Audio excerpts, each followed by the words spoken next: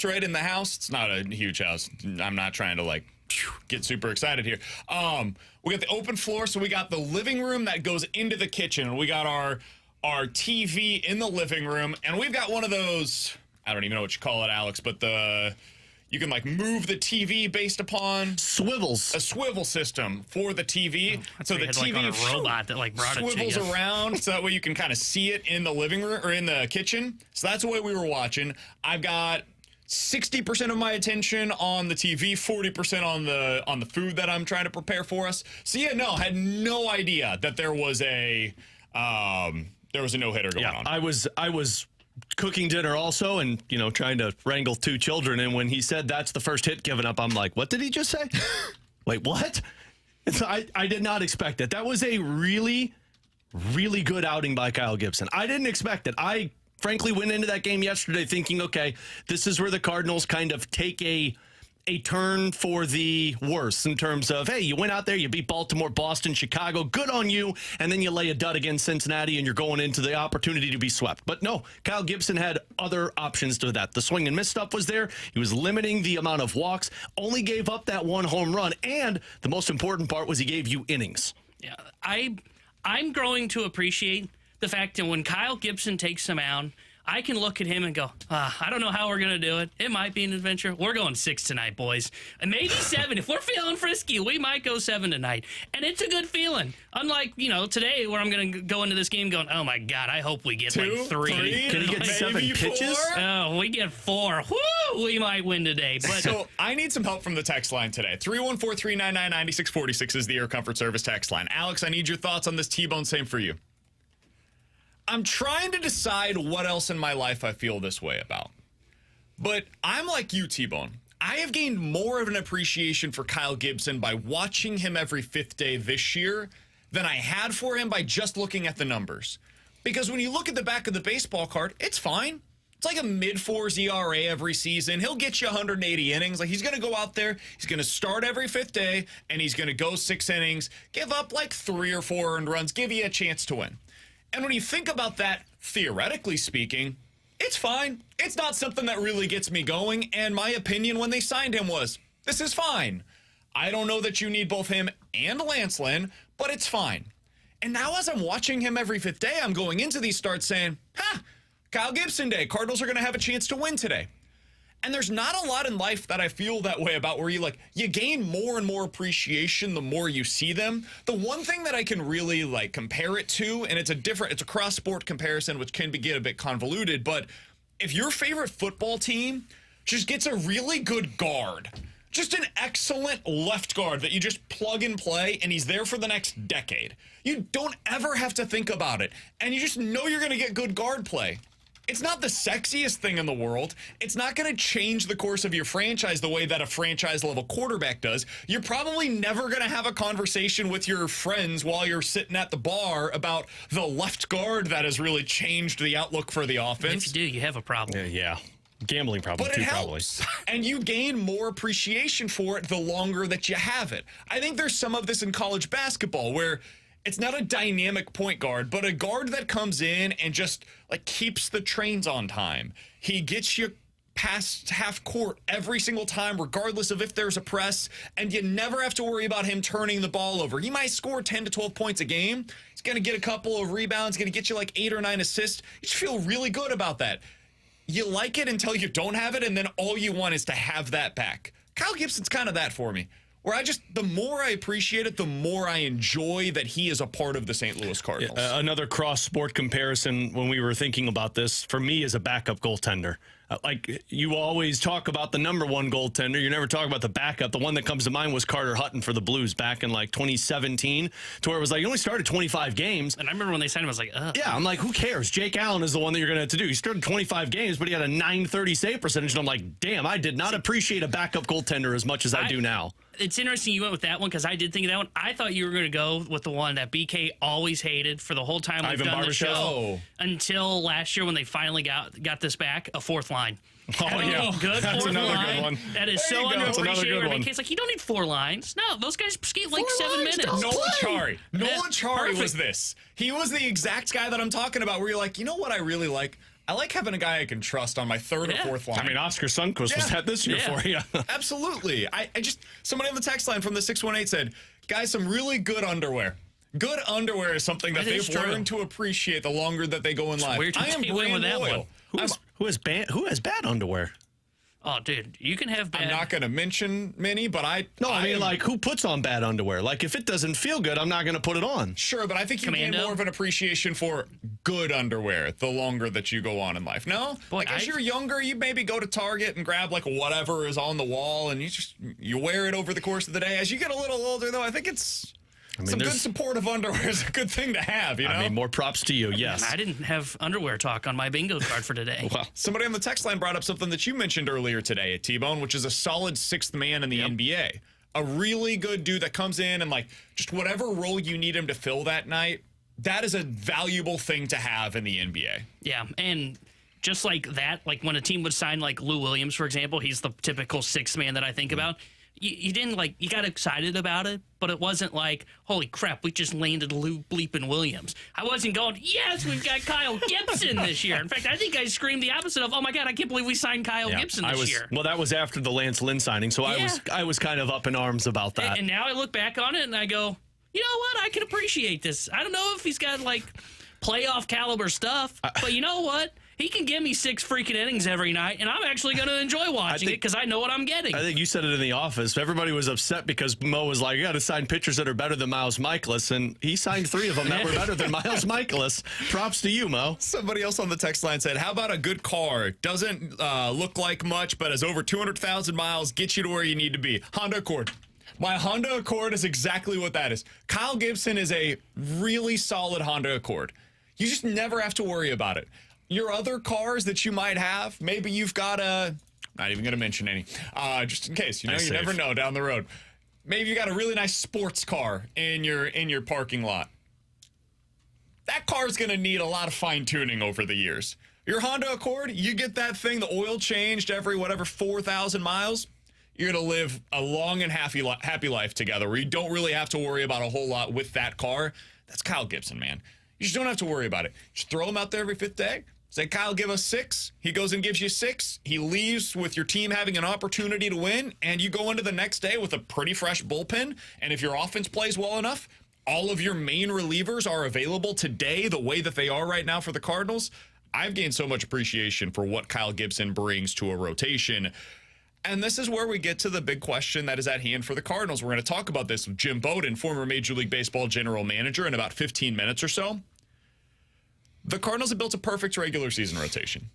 You know how many Kyle Gibson playoff starts there are, Alex, out there? Just go to Baseball Reference, the number of playoff starts for Kyle Gibson. You know how many there are? 47, so I'll take the law of average and say at least 3.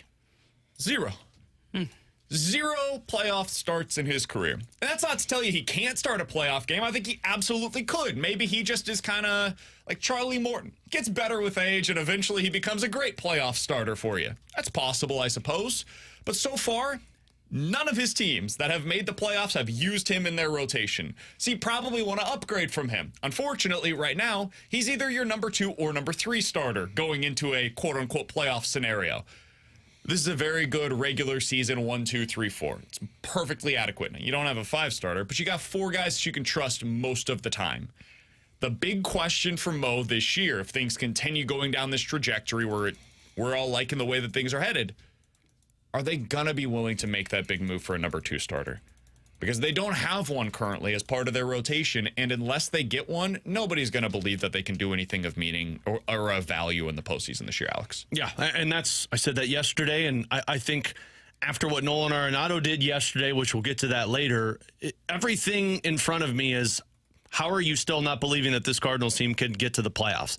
And I think it's because they're not willing to invest in it. They're going to get into the playoffs because the National League just keeps them in this race, especially if they keep playing like this. Heck, they might chase the Central. But at some point, you got to stop rolling out Palante and Liberatore and all of these other options and invest in it. I love what Mo did. He accomplished the goals that he said. Bullpen, check. Rotation, check. But now you've got one glaring hole on this team that's keeping them from a, hey, could be a playoff team, to, hey, they could win the Central, and it's trading for a number 2 starter. Yeah, this rotation works in the regular season. Why? Because you can handle 6 innings, 3 earned runs, and keep a bullpen fresh. That's the job of the rotation in the regular season, is keep the bullpen fresh and eat innings. It's not the job in the postseason.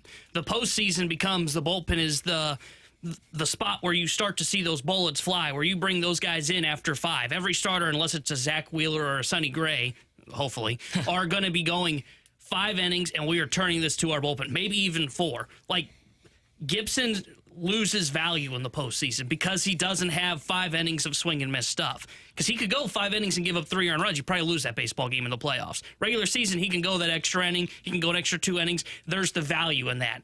There's no value in a Gibson in the postseason. So that's where they have to find a way, and it's why I have a little bit less faith in this Cardinals team, because they haven't shown a willingness to go out there and get a number 2.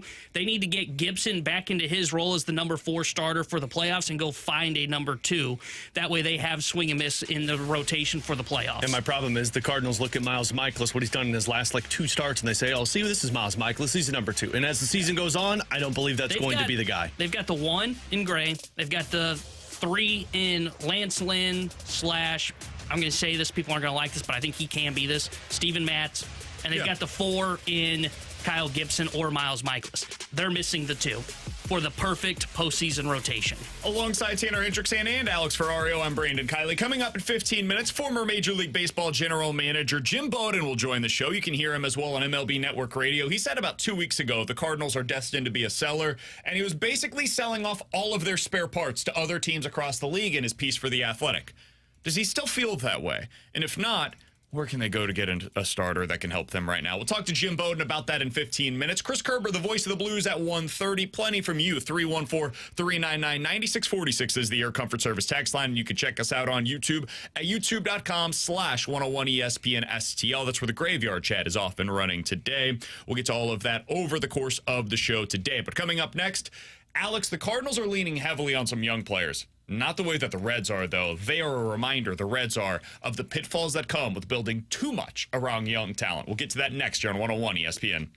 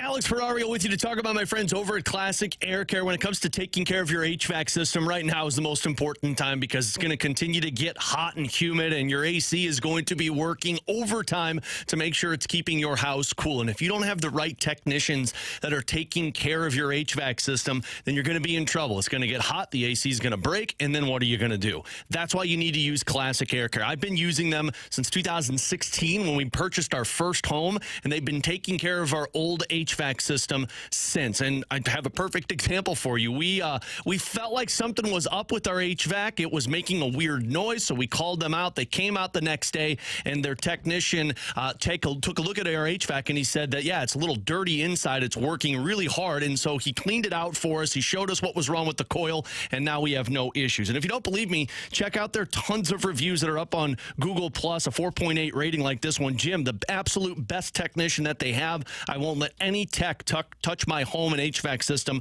for how great and knowledgeable they truly are.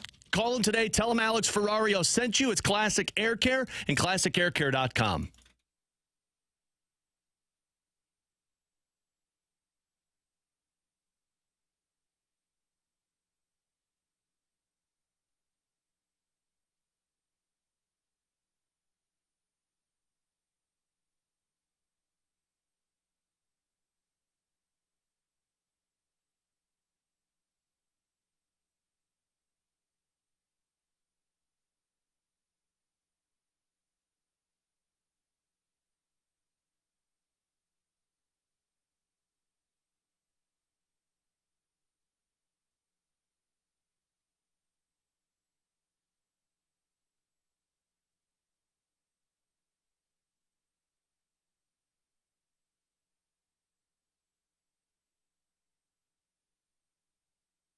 With Alex and T-Bone on BK coming up in about 10 minutes, we'll talk to Jim Bowden, former Major League Baseball general manager, was with the Reds for a number of years. He's now with MLB Network Radio and The Athletic. We'll talk to him about what he thinks the Cardinals should do to fix their fifth spot in the rotation in about 10 minutes or so. Alex, when I look across the way right now and you see what the Reds have to offer, they're a very talented baseball team. They've got talent littered up and down this lineup, guys that were previously very high draft picks. And there was a reason why a lot of people were excited about them coming into this season. They were one of the most fun teams to watch last year. They've got all this positional player talent. It's like, damn, okay. Well, last year they all had a bunch of success. It's just going to go to the next level in 2024. They bring in a couple of guys that can help out their rotation. You have Hunter Green taking another step, Nick Lodolo taking a step, Andrew Abbott taking a step. Boom. This team's going to hit the ground running. They're potentially going to win the NL Central. That's just not what's happened so far this year. Instead, they have exactly 0 players in their lineup with an OPS of 800 or better. That's not a super high bar to clear, and none of them have found a way to clear it. You look at the ages of the players in their lineup right now. 28, 22, 26, 29, 27, 27, 26, 28, 26. They are a very young baseball team. You look at their rotation, the top 3 guys in it, 25, 26, 25, and then you got Graham Ashcraft at 26 as well. Alex, I think we're seeing across the way, and we've seen some of this with the Cardinals as well. And by the way, their lineup, I didn't include Christian Encarnacion Strand or Matt McClain, who are both on the IL right now. Both of them are 24. We have seen this with the Cardinals as well, with Jordan Walker and Nolan Gorman having some tough times over the last couple of years. Brendan Donovan having a little bit of a rubber band effect of setting back. I think we are seeing how difficult it is to build primarily around young players in this league. If you're going to do that, you have got to include a decent amount of top-level talent, veterans that have been there, done that. And I think the Cardinals are trying to do that through the rotation out of necessity, unfortunately. And I think they've also done a decent job of it, even though they're not playing well this year, with guys like Nolan Arenado and Paul Goldschmidt being the fulcrum of the lineup, or that's at least the plan, with Wilson Contreras in there as well. When you do it the way that Cincinnati did it, you have to really catch lightning in a bottle for this thing to work, man. Yeah, I mean, I feel like this falls true across all sports.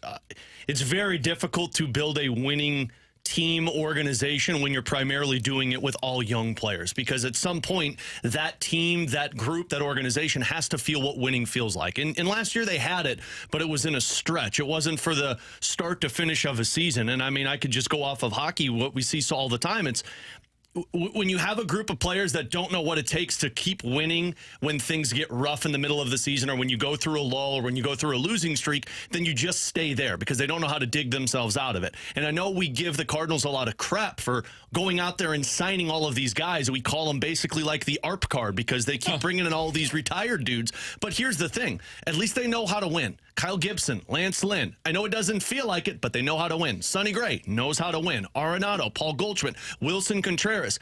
You can bring younger players up faster if they understand what winning feels like. And just one more comp. Yeah. The Montreal Canadiens were this team. And I'm sorry to keep going hockey with this, but it's the first thing that came to mind. When they kept Jake Allen and signed him to a contract extension, their general manager basically said, look, you can't put a price on a goaltender that knows how to win, because our entire group needs to understand what winning when we're playing bad feels like, and that's what he allots us. That's what I feel like the Cincinnati Reds did wrong. They don't have guys that can dig them out of holes when they get into it. I think of this from the 314 is kind of what I'm getting at as well. From the 314, guys, baseball's really hard. Corbin Carroll is a legitimate superstar, and he's struggling in a big way right now. I think that, to me, is what I would really pinpoint. Baseball's hard, and there's a lot of failure. And I think, to your point, Alex, like, you have to learn how to win. You also have to learn how to deal with failure. And that sucks. Like, having pressure to win every single day and just going out there and either not winning or you yourself just failing spectacularly on a consistent basis over weeks on end, that's hard. And keeping your mental space in the right place over the course of 162 while you're going through those valleys, it's really difficult. And for young players, this is where we see a guy like Nolan Gorman, for example, his downtime takes a while to get out of. When Goldie was in his prime, part of what made him special, his slumps were like a week. you'd be like, oh, that's weird. Goldie hasn't really had a big game in a while. And you'd look at it and it's like, oh, it's been 5 days. Nolan Arenado, man, when was the last time? Oh, it was 7 games ago that he hit a home run. And their down spell's like hitting 260. Yeah. Meanwhile, you look at a guy like Gorman or Donovan or Nootbaar, and you're like, damn, it has been a month since this guy has had a really great game. And that's not a shot at any of these guys. A, it's because they're not superstars, which very few players are. And B, it's because it's hard to get to that level. It takes a long time. And for pitchers especially, it takes a while to figure out how to adjust when you're tipping your pitches or how to adjust when you don't have your best stuff on any given day. And once you get there, you kind of have it figured out and you've got your way of going about things. And yeah, you're going to have to make some adjustments on the fly. But I think that's the hardest part for a lot of these guys is just learning how to deal with failure. What do I do when I don't have my stuff? What do I do when they figured out I can't see that ball low and away right now? Adjusting to that stuff is really difficult, and it takes young guys a long time to get there. Yeah, and I think to that point as well, not only when you're starting to have some of that failure, but if you're the Reds, some of those guys were supposed to be like the key pieces for them. You know, like De La Cruz hasn't struggled, but Steer has. Spencer Steer is really strong. He's supposed to be a big piece for them this year. So what happens when you're struggling and the team is struggling? Well, what happens is more pressure from the outside starts to come your direction because it's not L.A. De La Cruz's fault. He's been playing well, so why is Spencer Steer not living up to expectation? And growth is not linear for these baseball players, as we've learned here in St. Louis with Jordan Walker, what you've seen kind of with Nolan Gorman. I think when you build around a young team, it is hard to have success, especially if you didn't have it the year prior. And the Cincinnati Reds fell apart last year. So them not adding veterans to try and support that cast to say, hey, here, we're going to help you guys. Here, learn from these veterans of here's what to do when you guys go through stretches, when the pressure is really on once you get to that part in the season where you're really playing for your playoff life. And they didn't add that to the group. It's hard for young players to learn that on the fly while also trying to deal with their young struggles as well. It's why I think a lot of teams, I think you can rebuild through youth, but before you enter a level of being a competitor, being a team that is in contention, you have to kind of add some veteran presence to that team. Have you guys seen what Corbin Carroll's doing this year, by the way? He's been this is terrible. a team that went to the World Series a year ago. Yeah, he's been Good terrible. baseball team that thought they were going to get back this year. Corbin Carroll, who is one of the best young players in the sport, full stop. I don't care what he's done so far this year. That guy's amazing. He's batting 185 and has an OPS of 547. He has exactly 2 home runs on the season. That is how difficult this game is. Last year, he was an MVP candidate. And this year, he's one of the worst hitters in all of Major League Baseball. It's not just St. Louis guys. It's not just Nolan Gorman or Jordan Walker. Guys across the league go through this where they're amazing. The league adjusts, and now it's about Corbin Carroll making the adjustments back to the league. The Diamondbacks are doing it one way, where they're keeping him up in the big leagues. The Cardinals are doing it in another way, where they're sending Jordan Walker back down to AAA. We'll see which one ends up working out. Both probably will because both of those guys are really talented, but this sport's really hard. And that's part of what's difficult about building around young players. The Diamondbacks have enough veterans around him. They'll be able to figure this thing out, I believe, eventually. The Reds don't. The Reds don't have the veteran talent to be able to sustain what they were trying to do this year, and that ends up putting them where they are right now. Coming up in 15 minutes, 314-399-9646 is the Air Comfort Service text line for questions and answers. Jim Bowden, former Major League Baseball general manager, joins us next year on 101 ESPN.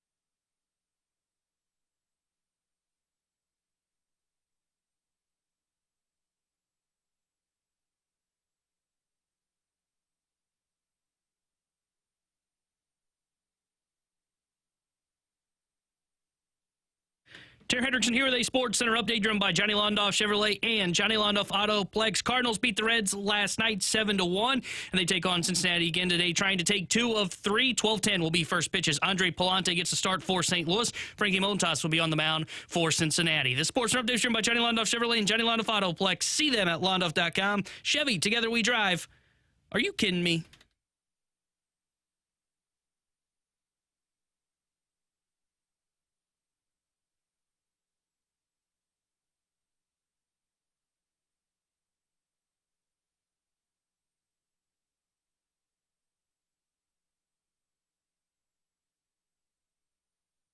Alex, it was about a couple of weeks ago now, I suppose, that Jim Bowden put out a piece over on The Athletic breaking down a bunch of trade ideas for teams across the league. And at the time, the Cardinals were playing some atrocious baseball. And so many of those teams he had trading for one of the Cardinals players. Jim Bowden, former Major League Baseball general manager, joins us now here on BK and Ferrario. You can hear him on MLB Network Radio and read his work like that piece over at The Athletic. Jim, appreciate the time as always, man. You were considering the Cardinals a seller a couple of weeks ago.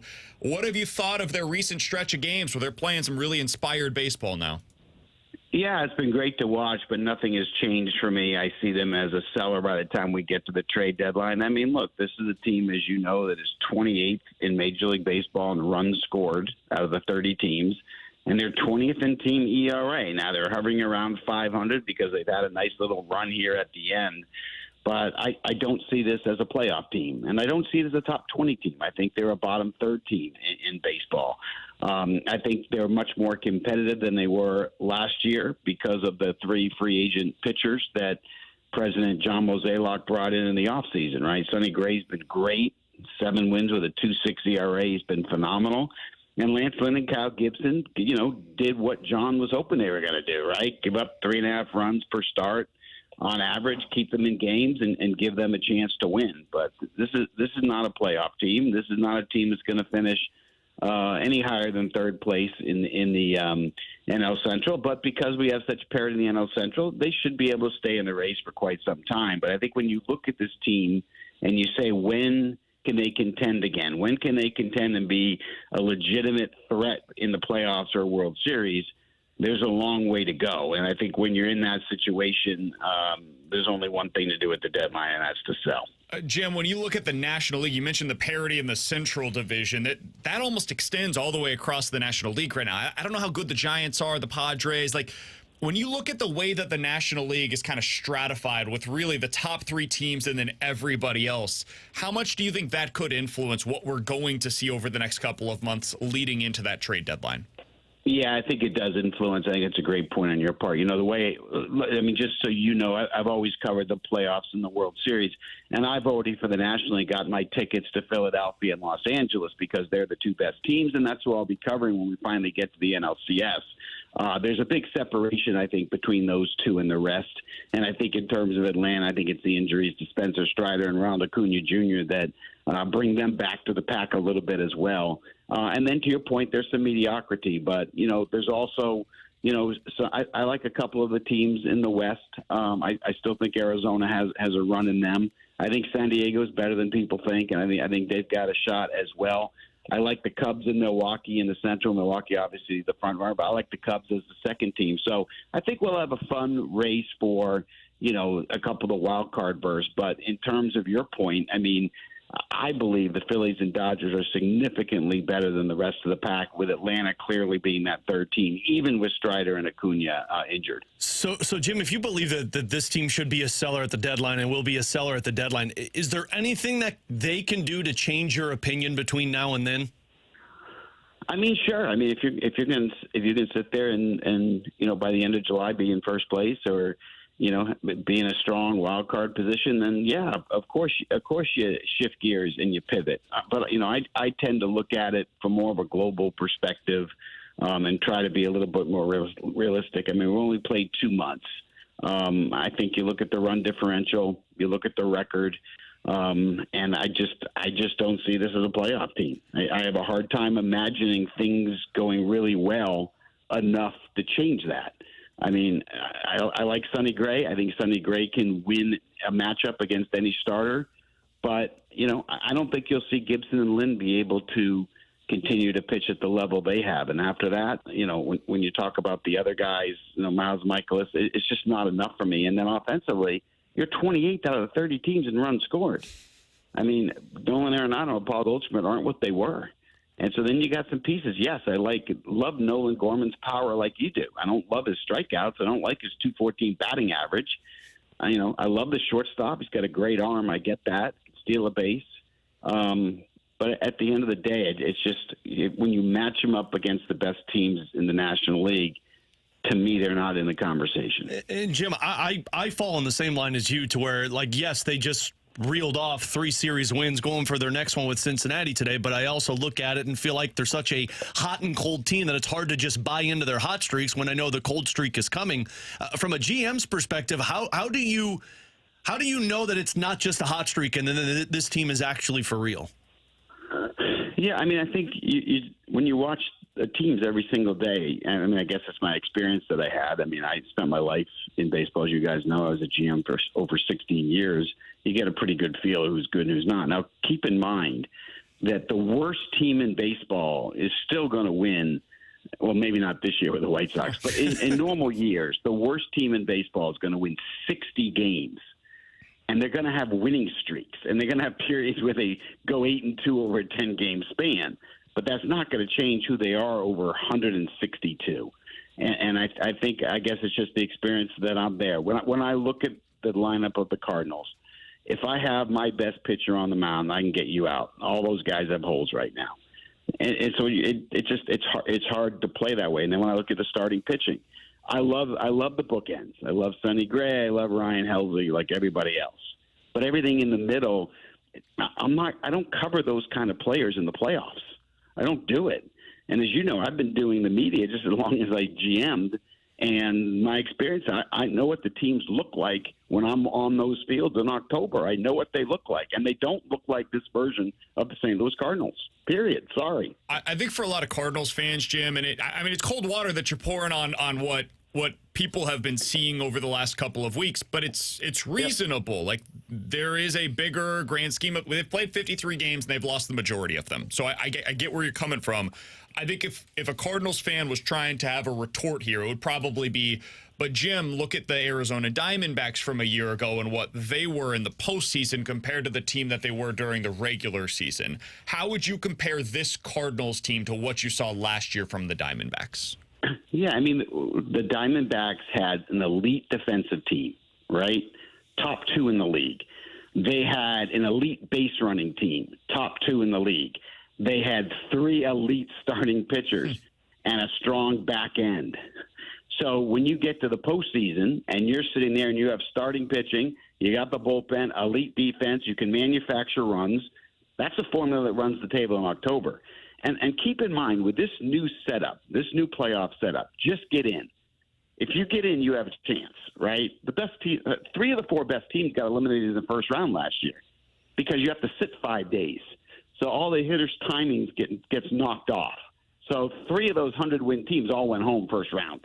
And that's going to happen. It's going to be like hockey, right? You're going to have the regular season. Yay.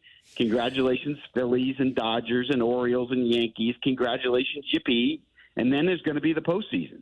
And if you're sitting there with starting pitching and bullpen, and you can play defense, and you can manufacture runs, you can run the table like Arizona at least got to that World Series. And by the way, they were that good. This St. Louis team isn't even in the conversation with that Arizona team from last year. Not even once. Yes, you could win Sonny Gray's start, but you're not winning the rest of the series. You're going home. Well, and that's what we've talked a lot about, Jim, because right now they need another starter. They're starting Andre Palante today. It's been Matthew Liberatore these last couple of starts, waiting for Steven Matz. We've discussed going out there and finding another pitcher. Realistically, are there that type of pitchers available that the Cardinals could pursue? I mean, there haven't been. It doesn't mean there won't be. You know, obviously, by the end of July, there'll be some surprise teams that aren't in it. But here's my question to you. Let's just say you get to the end of in July and you're in third place and you feel like you're in the same position you're in now. You feel like you're in striking distance. You're close to 500. Are you really going to trade 2 or 3 of your top prospects to get a starter for this team to try to put you over the top for the rest of the week? Because I'm not. There's no way I'm moving Tink Hence to try to get one starter for this team. So even if that scenario played out the way you're describing, there is no way you can give up your top prospects with the condition that this major league team is in right now. Jim, I have a couple other questions for you, big picture-wise. We're talking to Jim Bowden, former Major League Baseball general manager. He's joining us here on BK and Ferrario. You can hear him on MLB Network Radio and read him over on The Athletic. You can find all of his great work as well on Twitter, at Jim Bowden GM. Jim, when you look at the gap between the minor leagues right now and what is happening in Major League Baseball, it feels like it's as wide as it's ever been. And as I'm looking down at the Cardinals minor league system, they very clearly do not want to bring these pitchers up because they don't think they're going to have success at the big league level. As you talk with people around the league, what are you hearing about that gap and how difficult it's becoming to evaluate the talent coming from your minor league system?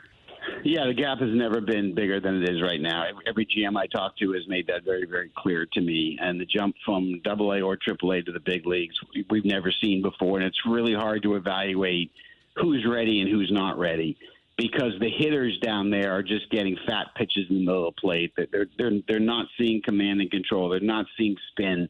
They're not seeing great major league breaks, because the teams, if you're that good pitching wise, teams are just bringing you right to the big leagues. They're not waiting, and so it's harder than ever. So in order to take Jackson Holliday, who's the best hitting prospect in the minor leagues, came up, couldn't hit in April, got sent back. Wyatt Langford hasn't hit yet. Evan Carter hasn't hit yet. But those were supposed to be the three best prospects, at least in the American League. And all of them just tore up the minor leagues. But big league pitching is the best it's ever been.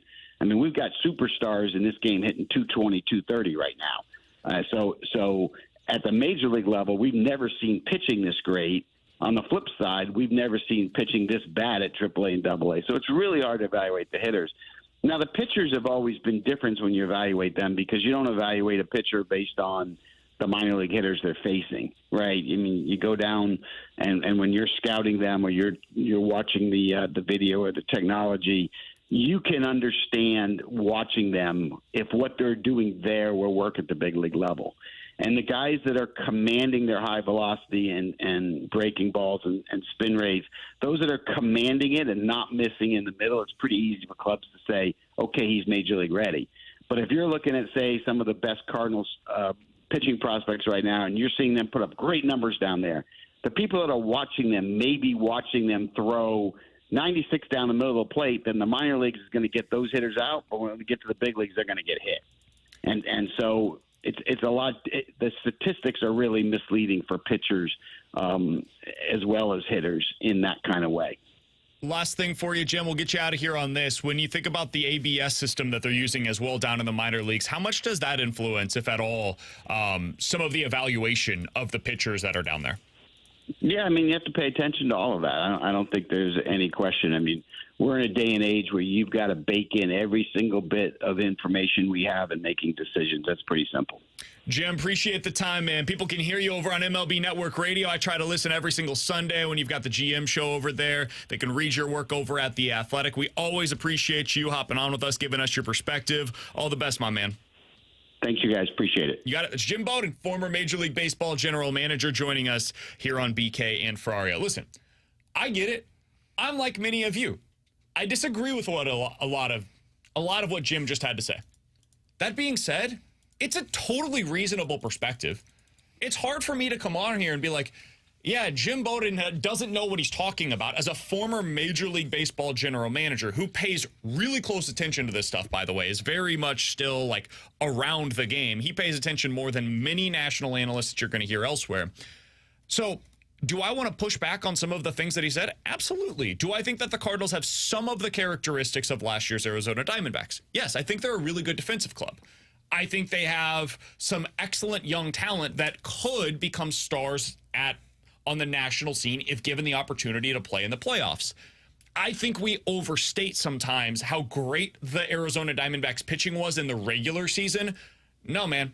Brandon Pfaadt became a star in the playoffs. His regular season last year was a 5.7 ERA. He was not a star until he got in front of those big stage lights. But they did have Zach Gallen and Merrill Kelly, and it's hard for me to be like poo-poo that. They had two of what you have right now with Sonny Gray.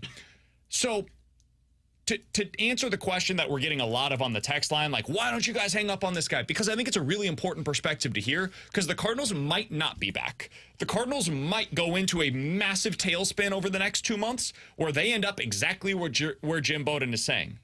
I don't expect that. I don't think that's going to happen. I am wearing my conductor hat and telling you why everything's going to be fine. But I want to hear the other perspective on why I could be wrong. Not hearing that is just putting your head into the sand and just ignoring the signs that could very much be there. So I like hearing from people like Jim Bowden that have the other perspective to find out if they have something to say that would sway me one way or the other. Yeah, I fall on his line of thinking on the pitching side, because I do agree. I don't, as much as we just talked and hyped up Kyle Gibson, and it's been awesome, I don't believe that those two guys are going to be doing this at the end of the season, and I don't think they could do it in the playoffs. You don't have Miles Michaelis, and he's right. You got one guy that could get you a win, and then from there, I don't think you're picking up another win. And that's why I say go trade for somebody. But he's 100%. Right. If you go trade for somebody and you're fighting for the bottom wild card spot, and let's say it doesn't work out and you lose, or your offense tailspins, and you just traded Tink Henson, Thomas Ajayci for a dude that maybe is a 2, but probably a 3, and then you don't make the playoffs, well, that was a disaster. So I can understand his line of thinking, and that's where I do fall in line of looking at this team and saying, I mean, defensively, you have had all of these errors in this stretch. Is it going to last? No, I don't think so. Your offense is starting to click. I do buy into that. Wilson Contreras coming back is going to help. I just don't buy that this pitching, Lance Lynn and Kyle Gibson, are going to be doing this from the start to the finish of the season. Yeah, and what he said about the rotation was what I said in the first segment of, this is a nice rotation, and I know that the numbers aren't sexy, like 20th in team ERA, that's nothing to like write home about. It's getting the job done. It's giving them a chance for when the offense does hit. You saw it last night. They can win a ball game 7-1. They can beat the Chicago Cubs 4-3. Problem is they don't have a playoff rotation, and that's where they have to try and separate themselves to become significant buyers. Because if they're in the position, and he brought this up, if they're in the position they are today, they're not significant buyers. No. If you're not a significant buyer, you're not getting a number 2. You're like going out and adding like a number 5 starter, which they desperately need right now, and you're adding like a right-handed bat in your outfield that can help come off the bench. They need to separate themselves to become significant buyers to get into this conversation. And part of that goes into Goldie and Arenado. Those numbers, offensive numbers that he said, why are they so low? Well, it's because those guys haven't hit. Now, up until May 1st, the Cardinals sucked offensively. They were one of the worst teams in Major League Baseball. So we have 4 weeks of them being pretty good, really good, honestly. And like a month and a half of them being the worst offense that we've seen by a Cardinals team since they had guys named Rabbit Thompson going around the infield. That wasn't his name. It's been 100 years since the Cardinals were this bad offensively through the first 40 games of the season. So yeah, I get it. Their numbers offensively are gonna look really bad. I think that's gonna get better. I think what we've seen over the last 3 weeks is more of the reality as opposed to the outlier. But we'll see. One of us is gonna be wrong. Either I'm going to be dead ass wrong by the end of the season and I'm going to look like a fool for getting this conductor hat on, or Jim's going to look like a fool, and I can appreciate and respect, honestly, at least he's out there giving his honest opinion. There's a lot of people that kind of play the middle in this business, especially nationally, because they don't watch most of the teams, honestly, and they don't pay attention to the day-to-day, and they just go out there and look at the FanGraphs playoff odds, and that's the way that they do their power rankings. Dirty little secret. That's what most people do. So I appreciate that Jim came on here and was like, yeah, listen, I don't think they're a very good baseball team. They don't look like the teams that I watch in the playoffs. I think they stink. I think they're going to be a seller. Cool. He's got an opinion. I've got an opinion. One of us is going to be wrong. And the other reason that I think he's not buying in, and he didn't say it, he hinted at it, but I've seen him write it, and I know who he was talking about. He mentioned, I look at that lineup, and there are guys that have holes in their swing. He wasn't talking about a Masyn Winn. He wasn't talking about an Alec Burleson. I've seen him write it, and I was shocked he didn't say it. A lot of GMs, former GMs, I've heard him say it. He wrote it. They think Goldie and Arenado have fallen off the table. Yep. And if I heard from a major league scout in spring training that he said Goldie's washed. He worked for the Cubs. He said Goldie's washed, and he was thrilled about it. Thrilled about it because as a Cubs guy, he was like, "Ha, we don't have to worry about that dude anymore." Now, Goldie's looked great over the last week and a half or 2. And it could be why they're on their winning stretch. Could be a hot streak.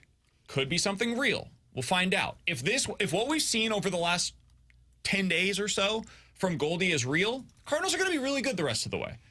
If what we saw yesterday from Arenado is the start of something that is going to be what he is the rest of the year, Cardinals are going to be really good. If that ends up going away and the rest of the season has been the norm and this is the exception, then the Cardinals are going to go back down to earth and they're going to be a seller the way that Jim Bowden just said. Questions and answers coming up next.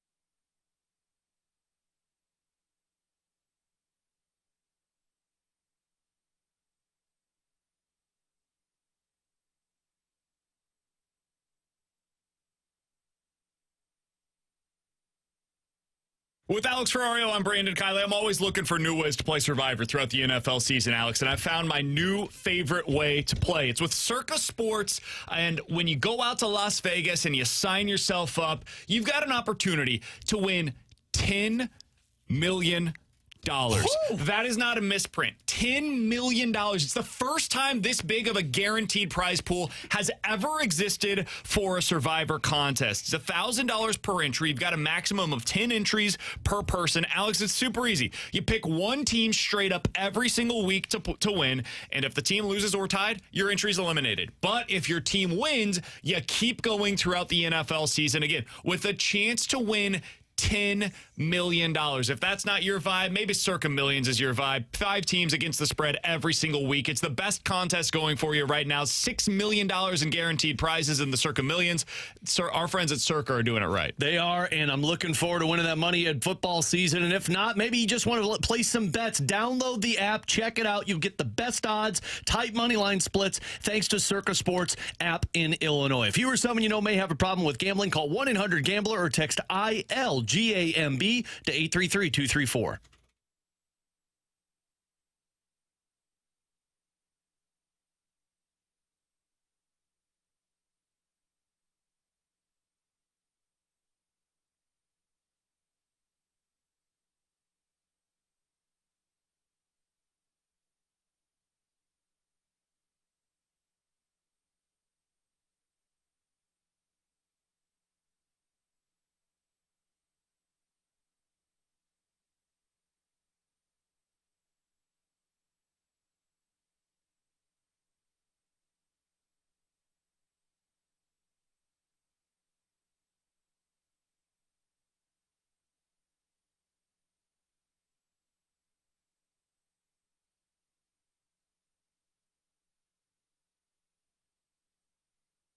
Hey, 314-399-9646 is the Air Comfort Service text line for questions and answers. If you guys have any questions, go ahead and get them in right now on the Air Comfort Service text line or youtube.com/101ESPNSTL. We'll get to them over there. From the 636, guys, if the Cardinals are sellers, who do you think they could sell that would have significant value on the trade market? Goldie and Arenado, no real playoff experience there, and they're both very expensive. Are there other players that you think would have more value for the Cardinals? I think Gibson could get you something in return. I don't think it would be a huge value, but something. Lynn, same thing. I think Helsley's the guy that you sell for significant value. Alex, we talked about it last year with Jordan Hicks, where every team needs a reliever. Now imagine every team needing a reliever, but you're offering the guy that throws 100 at the back end that's been a closer and has been arguably the best one in Major League Baseball so far this year, at least one of the top 3. And, oh, by the way, you have another year of control on him. Yeah. Yep. Like that to me is the guy that has as much value as anybody at the deadline. The other thing, why he has more value even maybe than some of the starters that could be made available, or a guy like Pete Alonso, everybody needs a reliever. There are a lot of contenders that don't need a first baseman or that aren't going to pay $25 million, the rest of that salary, for a starter. Every single team can take on Ryan Helsley's salary, can have him for another year, and needs a reliever. So Helsley fits into any team's roster build. He's the guy. Look at what you did with Jordan Hicks last year, and then, I mean, honestly, up the ante because you could probably get more for what you got for Jordan Hicks because Helsley's been so good. Yeah, and the other year that with it. I also think you could, depending on how the rest of the season goes, Andrew Kittredge or JoJo Romero could get you something as well. Romero specifically because of a lefty, and sometimes you always want those lefty specialists, even if he's not a closer. Yeah, Kittredge would get you a pretty decent piece as well. Helsley, I think you'd listen on Gray. I don't think you're at the point where you'd move them, but you could take offers on them. Gibson and Lynn would be, they're the ones that I think will be fascinating because based on what we're seeing right now, where Andre Palante is starting, it may be more beneficial for the Cardinals to hold on to Lynn and Gibson and pick up their options than it is to trade them, just because they don't have anybody ready for next year. And somebody's got to eat those innings. You could always re-sign them in the offseason. Maybe, but when you trade them, there are club options available. Yeah. So, like, if you trade Lynn to, I don't know, let's say the Diamondbacks, you know, the Diamondbacks may say, wow, this guy's actually pretty good. Let's just pick up this $10 million option. But those are all the guys that I would say would be listed. 314-399-9646 is the Air Comfort Service text line for questions and answers from the 314.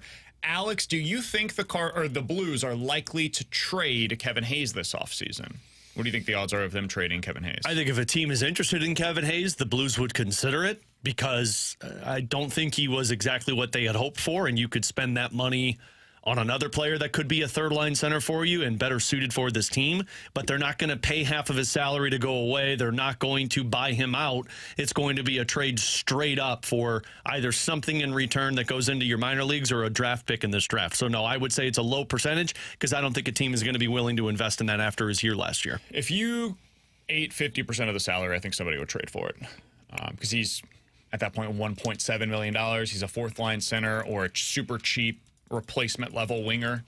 I could see somebody trading for that, but I think it would require you to eat half of the salary for you to be able to get rid of him. I think that would be something that the Cardinals or the Blues would have to do. Alongside Alex and T-Bone, I'm BK. Coming up in about 15 minutes or so, we've got our latest round of Sticker Shock for this upcoming free agent NHL class. We'll get into that in 15 minutes. But next, Masyn Winn is doing things we almost never see from a Cardinals player of his age. We'll give you some of the context on that and give you the latest edition of the Cardinals Bullpen's Circle of Trust next here on 101 ESPN.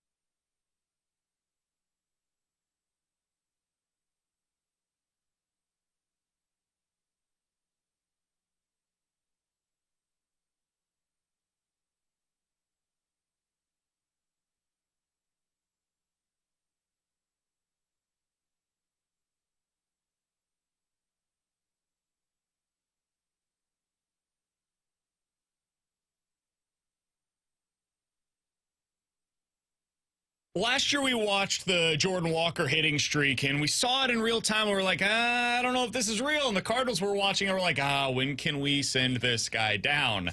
And, of course, we knew. He ended up going down to AAA. It wasn't very real, and eventually came back up, fixed his swing, looked really good the rest of the season. Alex, I don't feel that way watching Masyn Winn right now. He's hitting line drives all across the field. No, there's not a lot of home runs. Only got a couple of them so far this year, but that's not his game. His game is to hit gap-to-gap power, just like we saw last night. Well, he now has tied that Jordan Walker hitting streak with a 17-game hitting streak, one of the longest we've ever seen by a Cardinals rookie.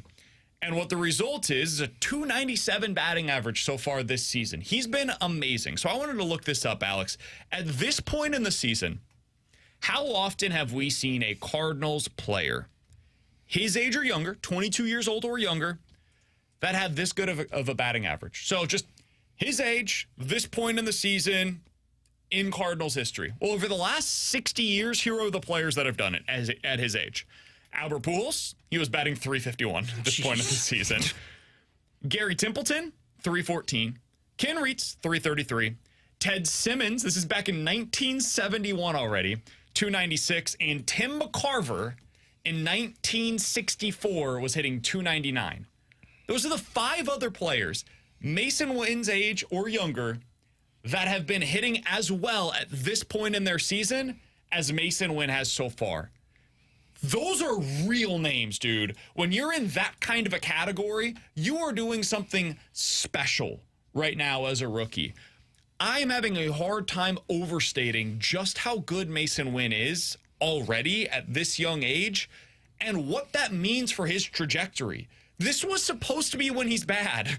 This is supposed to be when he's overmatched by Major League Baseball pitchers because he's never seen anything like it. And dude, everybody is struggling to hit. The Major League batting average so far this year, just the average batting average, is .240. The average hitter in Major League Baseball is an OPS below 700 this season. Last year was like 740 for the year. Hitters are so far behind pitching this year, it's crazy. And there's Masyn Winn, who since basically day one of the big league season this year has been one of the Cardinals' best hitters on the team. Alex, what are you seeing from him right now? What are we watching with this young potential star-level shortstop, the likes of which the Cardinals have not produced in 25 years? You're seeing a star in the making for this team, and it's a different type of star than what I think Cardinals fans have been yearning for. They've been hoping for the Albert Pujolses to break through, the guy that's going to hit 40 bombs for you and going to go out there and win MVP awards. That's not what Masyn Winn's doing. What Masyn Winn is doing is becoming a guy that is locked down defensively for you at probably the most important position for this team, right up there with the center field spot.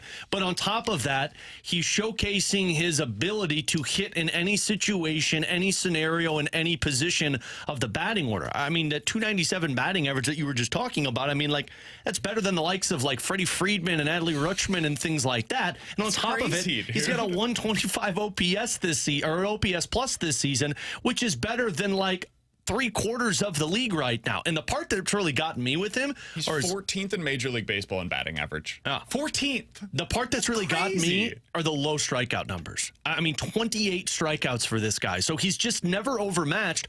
I truly think, and I said this a couple of weeks ago, he's gone from a complimentary piece, an asset piece that I looked at that was maybe going to hit 200 for you and be in the 9 hole, but you were talking about he can't come out of the lineup because of his Gold Glove defense, to saying like he is one of the pillars of this team in terms of what their future looks like. And frankly, I don't know the last time we've seen a player with that tool set that has fallen into that category. Yeah, it's hard to kind of come up with a comparison of recent Cardinals to think about who he could be, because he's going to be the shortstop for the future. He is the franchise. He's the next pillar for the St. Louis Cardinals. When they look to build their team, once you move on from the Goldie Arenado era, I'm not saying Masyn Winn's going to be like the number one guy. In theory, it's going to be an impact bat, like hopefully Jordan Walker develops. Maybe it's Nolan Gorman.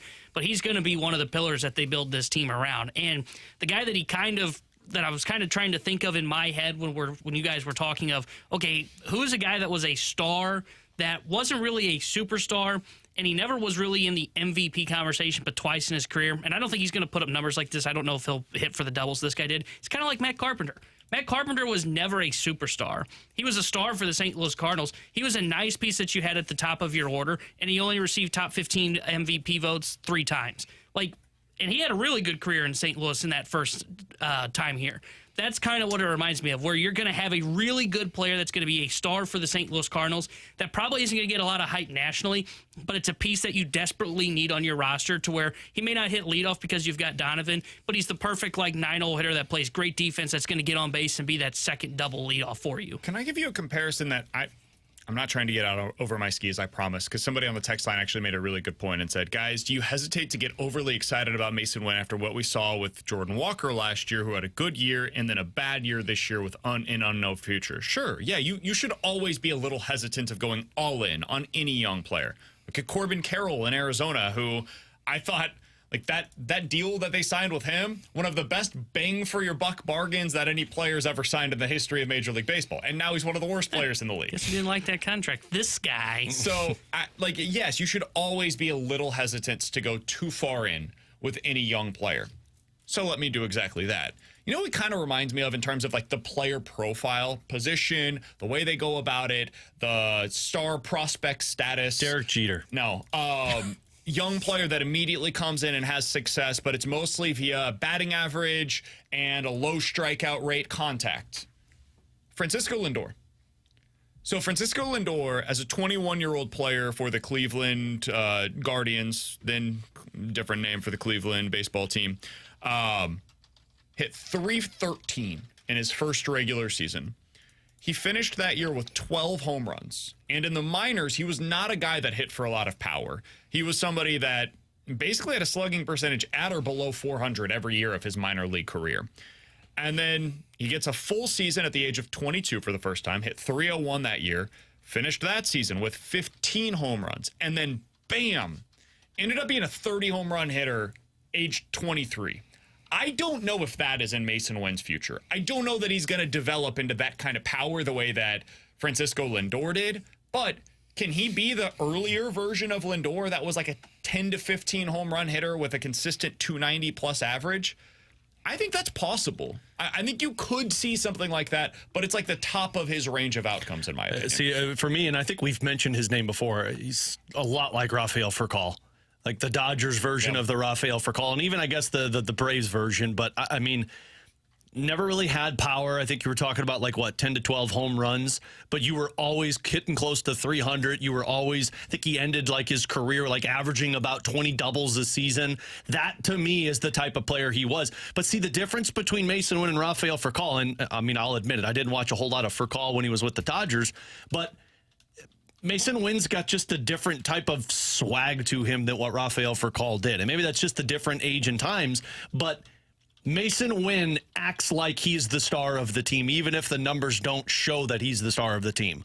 He doesn't showcase as an MVP, so he's not going to show up like that, but he acts like he is, and that's where I feel like the difference is, and that does fall more into the line of what Francisco Lindor was in terms of the profile of him. Yeah, I think the reason, to the texter's question of should we be hesitant to buy in, the reason I would say you should buy into Masyn Winn and why I'm willing to go all in, unlike I'm not willing to go all in on the Cardinals as a whole, is because I've seen him make these adjustments when he's been presented an opportunity. He got a cup of coffee last year. It was so overmatched to where we did come into the season, to what, as you mentioned, expecting a 200 hitter that you were just hoping he played really good defense. And he was able to take that opportunity, use an offseason to build around it, and adjust his game. And any player that can make those adjustments is someone that I'm going to buy into. It's why I bought into Nolan Gorman. When he got called up, he had the highs, he went through the lows, but he was able to make the adjustment without having to go down. The concern with Walker, to go to him, for example, if people saying, well, wouldn't that be what Masyn Winn is? No, when Walker started to struggle, what they do? They had to send him down. And sure, he got called back up and then had success, but then what happens this year? He goes through struggles at the big league level, can't fix it at the big league level, and has to go back down.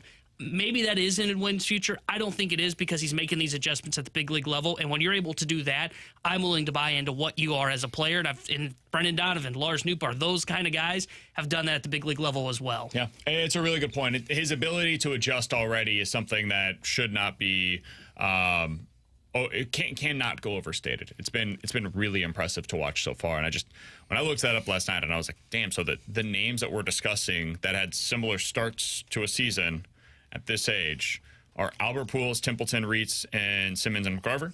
Okay, pretty good. I'll go ahead and sign up for that, because those guys all ended up being pretty damn good players. There's not you don't see guys that are this far into the season that end up being Jeremy Hazelbaker. Well, we didn't have to put his name out there. Hazel Raker. You get that for a 2 to 3 week stretch. Eventually, the league finds you out, and then boom, it's over for you, right? Eventually you're just not a Ledmus Diaz anymore. You get to do that for a little while, but eventually you're found out and it's over. That hasn't happened for Masyn Winn yet. I don't think he's going to be a 300 hitter this year, but he's a good enough hitter that he's going to adjust to whatever the league is getting ready to throw at him, literally and figuratively. And I think he's going to end up hitting 280 or above. He's just a really good contact hitter right now in Major League Baseball. All right, before we get to the sticker shock in the NHL free agent class, Alex, We are about a month away from the last time that we did our latest edition of the Cardinals Bullpen Circle of Trust. It's time to update the names that are in our Circle of Trust. Who do you trust? Who do you trust? Tell me who do you trust? It's the Cardinals Circle of Trust with BK and Ferrario. I feel like everybody is in the circle already. So, Yeah. you know, I'm a guy that leans on the numbers, right? The Bullpen Circle of Trust doesn't have to do with the numbers, though. The Circle of Trust is about how you feel when a guy walks into the game from the bullpen. He might have a great ERA, and you might not feel good about him. I'm talking about you, Gio, a couple of years ago. Didn't feel good a single time when that guy entered the game, despite the numbers. Better known as tight butt cheeks. Right now, we have 5 guys from the last time that we did the Circle of Trust that were in the Circle of Trust. I want to find out if we are still in on these players, Alex, or if we need to remove somebody from the Circle of Trust. First one, Ryan Helsley, still in? Yep. Second one, Andrew Kittredge, still in? Yep. Third one, JoJo Romero, still in? His arm might be broken. I'm but yeah. 100% in. I don't care if he can't comb his hair.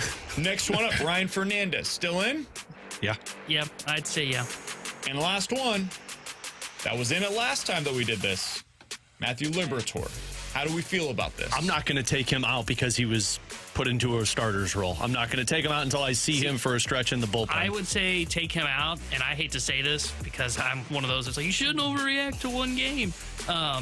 Him going in relief the other day and seeing his body language after quickly getting pulled because it wasn't having success made me question if he's going to be the same guy in the bullpen after being thrown around as a starter. So I would say get him out. I'd like to see it for more than one game before we throw him out.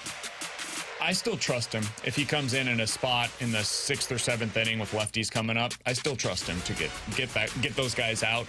I think that was a weird spot. He's been thrown in and out of a relief role. Maybe today, in relief of Andre Palante. Apparently, they're going to piggyback this. Palante's not going to need relief. We'll see how that works. But for today, I'm going to keep him in. Alex, do you have anybody else that you'd like to nominate for the Cardinals Bullpen Circle of Trust? We have 5 guys out of the 8 bullpen arms right now. So who would you like to nominate, if anybody? I don't want to steal your thunder, BK, because I know the guy that I'm thinking. Go ahead. Well, we're going to talk about him either way. Steal his thunder. He doesn't really like him that much. I mean, I don't know if I do either, but I can't deny it. It's John King. I mean, the guy's got to go into the Circle of Trust right now. As much as I get the tight butt cheeks when he's been on the mound at the beginning of the season, he's figured something out. Now, am I planning on him being in my 8th inning role like JoJo Romero has been? Absolutely not. But when he takes the mound, I don't feel as nervous as I do with, say, Giovanni Gallegos coming out of the bullpen. So I would throw King up there. Do you trust him? When he comes in, do you trust him to get the job done? Right now I do. And in the last stretch of games, I've trusted him, and I haven't been nervous. I support the notion to put John King in the Circle of Trust because when he comes in, I feel like he's going to get the job done. Now, is there going to be a little bit of an adventure? Maybe. But I think he will get the job done when he comes in. So I support John King for Circle of Trust. I think John King's been awesome. Last year, I remember we had the topic on our rundown for like 3 straight weeks, and then we just never got to it. I said, I think John King can be like a decent player for the Cardinals. Not a great one, but somebody that you look back on that trade and say to yourself, hey, they got a quality major league 5th or 6th inning bridge reliever out of that deal. And that's exactly what he's been so far. He is doing his best TJ McFarland impression. He has a crazy ground ball rate. He's not going to strike out a bunch of dudes, although better strikeout rates than what you had when TJ McFarland was here. And so far this year, one issue that he did have last year with the Cardinals was that he walked too many guys. Well, that's not happening this year, and he's getting on the ground 67% of the time. 2 out of every 3 batted balls against John King are on the ground. With this infield that the Cardinals have this year, that's a pretty good way to live. I'm putting John King in my Cardinals bullpen circle of trust. Are there any other? I have a nominee. Are you serious? I think you have one that I think you have one that I was thinking too. Yeah, you're probably not going to vote him in, but I'll bring him up. If it's mine, I'm going to. No. Is it Kyle? It is. No. It is. No. It is. Executive action. What do you mean executive? 2 out of the 3 votes rule you out. You can't put Kyle Leahy into the circle of Why? trust. That's 4 straight outings. Let's You run don't through feel- his numbers. Let's You're the run one through that is his the numbers. keeper of the gate. And 4 straight innings where he's gone like 7 without giving up a 3.86 He ERA. doesn't strike out anybody. He's 6% above league average. His FIP for the nerd BK is 2.92. He has a whip of 1, and he's walking the world. He has a 180 batting average against opponents' OPS 475. What do you mean he's walking the world? His last 4 outings, he's walked 2 guys. I don't have the tight butt cheeks when Leahy comes into the game. I don't either. I cannot believe you. Let's guys. put him in, You Ferrario. just supported the ground balls with John King. His last 3 outings, he's gotten 6 ground balls. Who? Lee.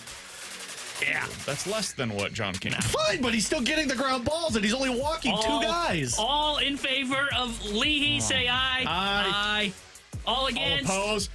I. No. No, sorry. 2 to 3. You're Kyle, I cannot believe You're it. overruled. This has to be a first.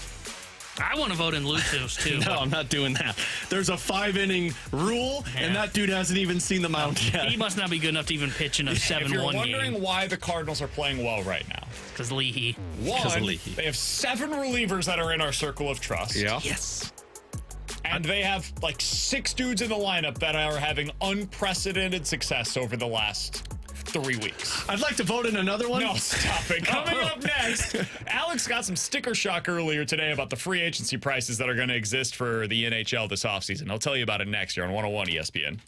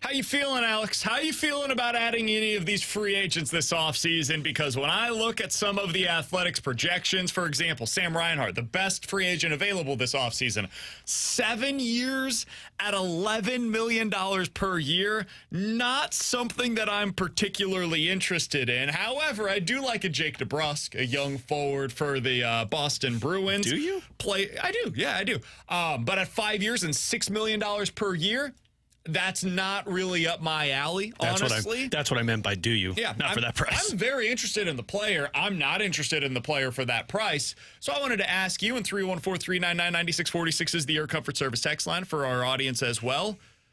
Are you seeing very many players in this year's free agent class that really tickle your fancy, Alex? No. God, no. Not even tickle my fancy. Not even interested. My fancy's not even opening the door for you right now. I looked at this morning. There's one guy that I'd look at and go, hey, I'll do that. Dakota Joshua, 2 years at $825,000 a year. I don't think he's going to get that, but No, there's not one person on this list that I look at and I say, I would spend money on that player to come play for my team. Because you're overpaying for all of these. This feels a lot like the salary cap is no longer flat, and other teams are like, hey, now we can go spend money. Let's go throw all of it at this free agent class, where you might have 2 or 3 guys in this free agent class that actually make a difference for a team.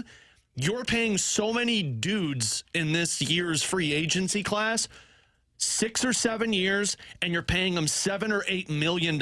And a lot of these guys, with the exception of Sam Reinhart and Jake Gensel, are at best second-line players and second-pair defensemen. Yep. You're paying first-line players and first-line defensemen money for guys that aren't that. So, no, this is more of a reason and why when Tom Stillman and Doug Armstrong say, yeah, we're not going to make splashes in this free agent market, because you don't need to. These deals are going to handcuff teams after this offseason. Let me give you a few of the deals that are projected. Again, this is all courtesy of The Athletic. They've got a model that they throw out there. Now, not all these are going to be correct. There could be a team that just falls in love with one of the second-pair defensemen, and it ends up going for a way bigger price. Or there may be something injury-wise that scares teams away, and so they end up getting less on the market than what we're anticipating. That's always possible, but it gives you a pretty good starting point of, where the market could be headed. Elias Lindholm, for example, 7 years, $56 million. Sam Reinhart, I mentioned, 7 years, $77 million. Jake Gensel, who is very similar in a lot of ways, maybe a little bit more grit to him, but to Jordan Kyrou type of a player. 7 years, $70 million, 10 per year. Chandler Stevenson, a name that's been brought up on the fast lane a lot. 4 years, $24 million, $6 million per year for Chandler Stevenson. I mentioned DeBrusk at 5 years, $30 million. Mantha, a guy that you really liked at the deadline, Alex, that was traded from the Washington Capitals. 5 years at $5 million per season.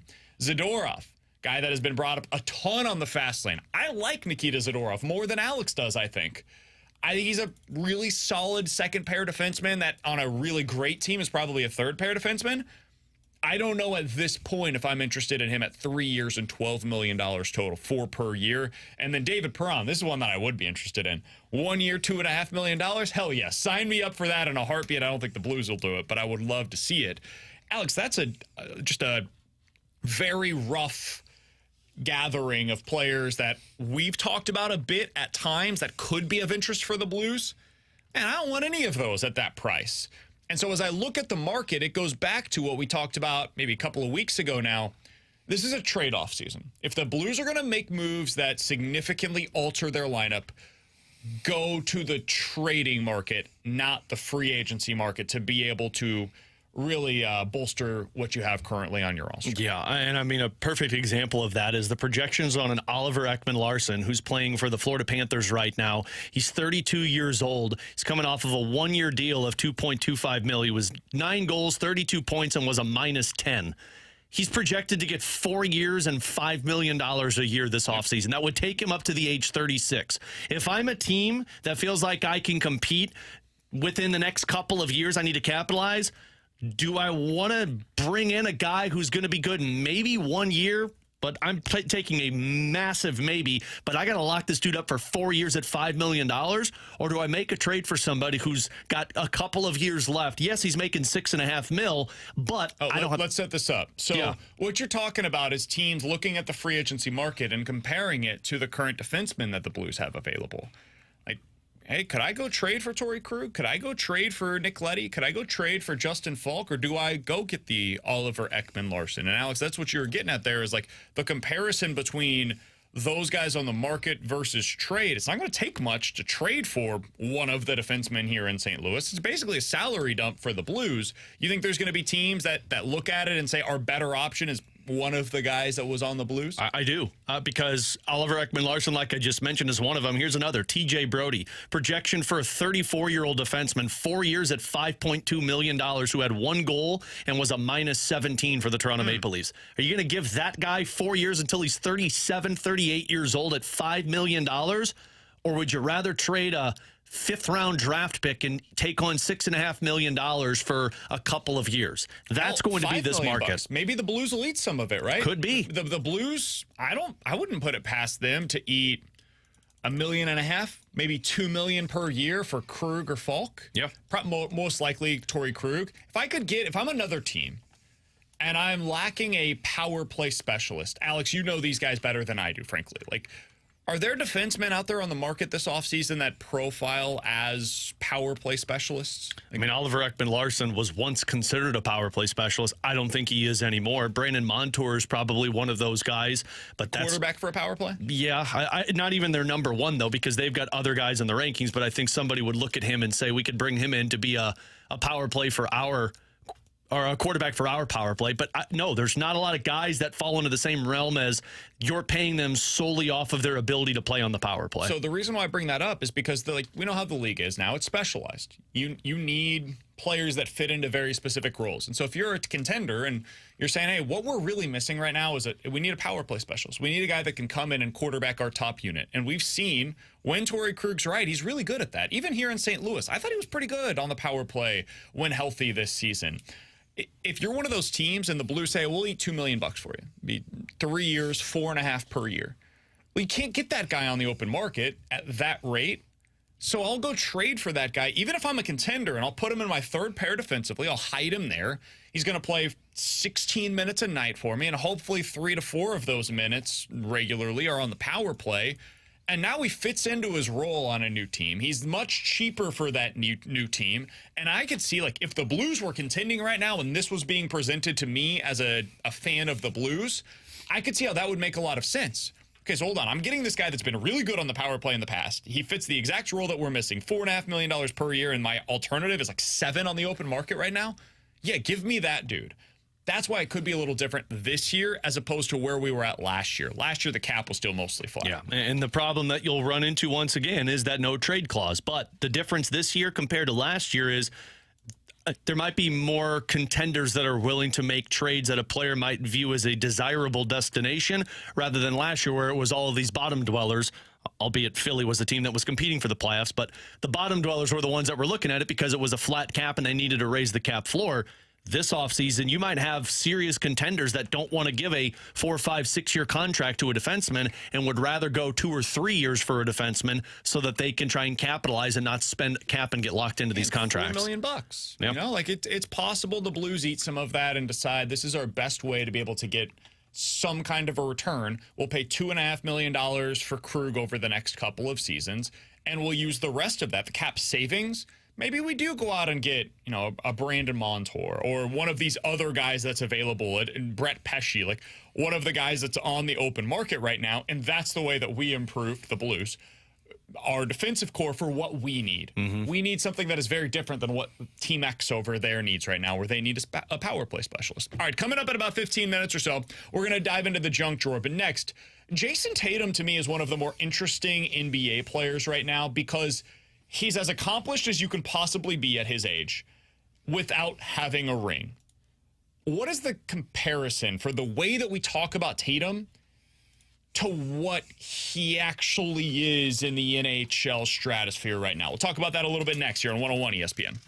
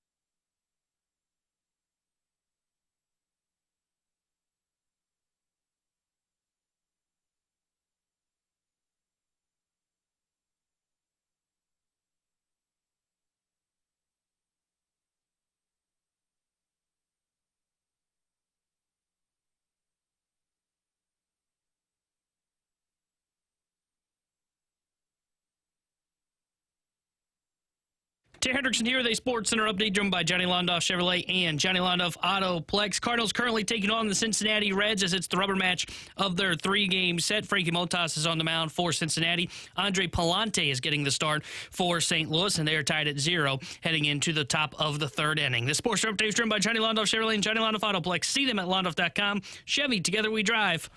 Are you kidding me?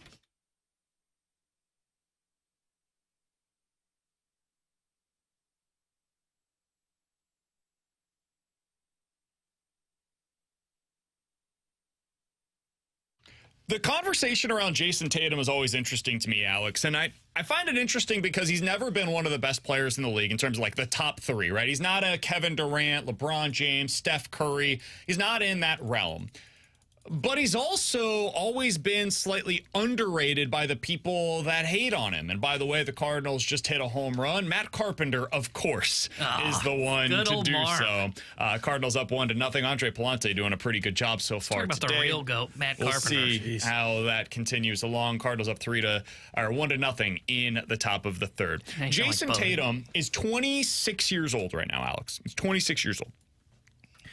And he's probably like the 5th or 6th best player in the NBA. He's averaged 26 points per game each of the last 4 seasons. And in those seasons, he's been a first-team All-NBA player every single year. Again, top 5 to 7 player in the league. Oh, by the way, he's now been to the NBA Finals twice. He's been to the Eastern Conference Finals multiple other times so far in his career. And yet I think it's fair to say most people are like, I don't know. Don't know if that guy can be the best player on a championship contending team. Alex, why do you think that is? Probably because of the lack of playoff success. I think prior to Kevin Durant, and I know he's not on that same ilk, but prior to Kevin Durant going to Golden State, it was always, can he get it done by being the number 1 guy? LeBron fell into that for a really long time before he went back to Cleveland. But they were considered to be like the best player in the league, arguably, at that point. And in the Tatum's not that. But He's in not the regular conversation. But in the regular season, I feel like he is for a lot of people. He's at least in the conversation of one of the best in the game. But it seems like when the postseason rolls around, that's what keeps him away from it because of the lack of success that he has had to where he's been the number 1 guy on that team. But he's been to the NBA Finals multiple times now. He's been to the conference finals 1, 2, 3, 4 times. Like, how many rings he got? 4 of the last 5 years, he's been to at least the conference finals. I get it, but you didn't get the job done. Yeah. Yeah, but how many guys are getting the job done at 26 years old as the best player on an NBA playoff contending team or finals contending team? I think at that level, nobody cares about how many times you get to the conference final. Yeah. People only care about how many rings you have. I think that's 26? Where we are. Yeah. I mean, LeBron was really good. Yeah, until he went to Miami. Let's set that aside. Can we? Oh, we got to avoid LeBron.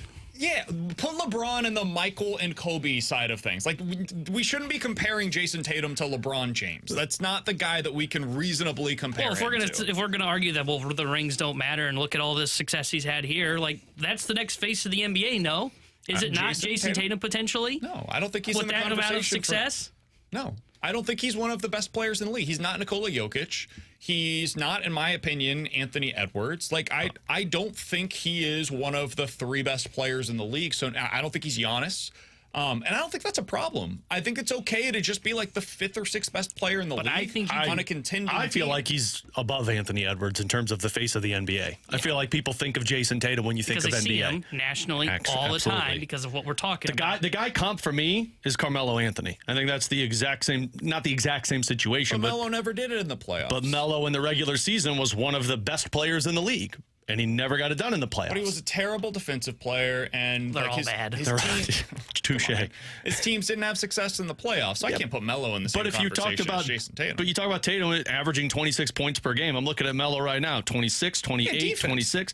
Fine, but like the league isn't defense. It is, though. The overhits every single damn game. The NBA said the team doesn't. I watch the NBA. And I watch the NBA. If you think defense doesn't matter in the NBA, then you're not watching. Did you watch any of the Pacers and Celtics games? Yeah, why are the Pacers out of the playoffs? Because the Celtics had to come from behind every single game because they kept turning the ball over. Yeah, that's not defense. It's not offense either. Turnovers? Dude, like the overhit in every one of those games, and you're telling me the defense is still there last night. Yes, defense in the Pacers and Celtics game, it hit every game. Okay, and you're telling me defense is still there? They play defense in the playoffs, but still, it's not if impressive. you think defense Not doesn't defense. matter, then what are these NBA playoffs even teaching you? Like the NBA playoffs so far have been defined by defense for the most part. The Dallas Mavericks are probably going to go to the NBA Finals because of the way that they have defended the Minnesota Timberwolves. So, yeah, absolutely defense matters in these NBA playoffs. By the way, the under hit literally last night in that game. I said in the Pacers and Celtics game, Yeah, the over hit Pacers every one of them. Worst defense, are arguably the worst defense in the NBA. Yeah, they are atrocious defensively. And they lost one of their best offensive players in Tyrese Halliburton. So, yeah, I would say that to suggest that defense doesn't matter at all in the NBA, like it's nonsense. I would also add that Jayson Tatum is a really good defender. One of the reasons why the Celtics are as good as they are is because they have Tatum and they have Jaylen Brown, two of the better wing defenders in the NBA. And I think that should be a part of the conversation with Tatum as to why he is one of the better players in the league. If defense doesn't matter, he's not in that conversation. So here's my question, getting to where we started this. Where do you think Jayson Tatum ranks in terms of the next face of the NBA, since we're going to throw LeBron out? Where does he rank? Did you say top 10? Yeah, oh, yeah, for sure. Okay, Like well, then he's got to start having success at the NBA Finals level, and I don't mean just getting there. Like, I guess he is the next guy. Like the whole national perspective isn't about what are you putting up in terms of, like, numbers. Because regular season numbers, like, I do agree there's defense in the playoffs. There's no defense in the regular season. That's why you saw explosive numbers offensively this year. But if we're going to talk about Tatum and why he doesn't get the respect he probably does deserve, it's about rings. It's what anybody cares about. And when you're at his level, and I understand he's not the LeBron James, he's not the GOAT of the next wave of basketball for the NBA. He's a really good player. And if he's top 10 in terms of the next wave for when you lose those old guys like LeBron, well, that means how's he going to be judged? It's going to be on rings. It's not about what his numbers are. It doesn't matter about, oh, look, he averages 30 a game. Look, he's getting all these MVPs. You're always judged by rings in the NBA. Nobody cares about your regular season success. They want to know how many championships have you won. And especially if you've been there as often as he has in a national perspective, to Alex's point of, I feel like you see him every single year there. You do, and he's on a really good team, and he's leading that team, but he doesn't have a title. And for things to change for Jayson Tatum, he's got to win a title. Now, if you want, what will then happen will be some will question his path to that title, but I don't care. He won it. Yeah, he won an NBA title. for rings. But that's what he needs. If he wants to get away from this conversation of, well, why do I feel like he's not getting enough the respect that he's due? It's because he hasn't won an NBA title. That's what you got to have when you're the number one, and he's a number one of one of the biggest franchises in the sport. I guess, like, to answer my own why I think he doesn't get the love that some people believe that he is deserving of getting, it's because of what I said, where, like, he's not one of the four best players in the league. He's not Jokic. He's not Giannis. I think there are just other dudes that are better than him right now. And I don't think that's a shot at Jayson Tatum. I think sometimes I think this happens in the NFL too, where it's not okay for somebody to just be the fifth best quarterback in the league. They have to be the best, right? Like Josh Allen, Joe Burrow, Lamar. These guys aren't Mahomes, and that's okay. Like you can be the second, third, fourth best quarterback in the league. Phillip Rivers, I personally believe is a Hall of Famer. I don't think he's going to get in because he didn't get the ring, to your guys' point on this. But he's a really excellent quarterback. And for his entire career, he was overshadowed by Tom Brady and Eli Manning and Peyton Manning and Ben Roethlisberger, because those guys were getting to the big one. They were getting the rings over the course of his career. Somebody's got to fit into that spot of just being a really excellent player. Marshy just texted me and said, is he like the next Reggie Miller in this regard? Where it's like, that guy's a great player, a genuinely excellent player, and maybe just doesn't get the big one. He's remembered as a star, but not ever like the best player in the league. I think that there might be some truth to that. These guys play differently, and they're also not the same personalities. But like, he might be Charles Barkley of this era, where he's just always one of the best players in the league, but he's not the best. He's considered to be a really, really great player. And I think what's different is Barkley played in the era with Michael. And right now we're in an era where it's one-offs. It's Jokic gets one. It's Steph gets one. It's Giannis gets one. LeBron gets one. Kawhi gets one. And for whatever reason, over the last 6 years, it's just somebody new every single season. You don't have those dynastic teams like we did with LeBron or with the Golden State Warriors or previously with the Lakers or with the Bulls in the 90s. So I think that plays into it as well. Is it's a lot of teams that are kind of having more turnover nowadays. And the other thing for me, and you kind of mentioned it with the quarterbacks, why does Joe Burrow not have a lot of pressure? It's not because he doesn't have a ring. It's because he's beaten Patrick Mahomes in the playoffs, in the biggest spot. And Tatum hasn't gone up against, because he's in the East. I don't know who the closest comparison in the Giannis. Has he knocked out Giannis? I can't remember. Wasn't Giannis the one that knocked them out? Yeah, last year. Giannis knocked them out. And then, like, when you think to their finals appearance, they lost to Golden State, correct? So they lost to who? Steph Curry. And Steph Curry's one of the GOATs of this generation. So I think what you're seeing there is when he goes up against some of those guys that are kind of close in his tier, what happens? He loses. It's the Josh Allen effect. Josh Allen plays great when they play the Kansas City Chiefs. You know what he hasn't done? He hasn't knocked out Mahomes in the playoffs. Somebody on the text line made a really good comparison. T-Bone, you'll like this one because you're a Pacers fan. He's Paul George if Paul George didn't have to run into LeBron throughout the Eastern Conference playoffs. Oh, that is 100% true. That is a great comparison because Paul George, I think people forget how freaking good that Those Pacers teams were really good. He was awesome. And by the way, a great playoff performer that gets looked back at it as like, okay, well, he wasn't that great. No, he was amazing. He just ran into the best of this era. That took the easy way out and just went to Miami and built a super team. So whatever, but, Coming up in about 15 minutes or so, Nolan Arenado yesterday, that is the guy that the Cardinals have been missing so far this year. So why is he not in the lineup yet? Or why is he not in the lineup today? Alex is going to get mad about that coming up in 10 minutes, just like he's mad at me right now. The Junk Drawer is next here on 101 ESPN.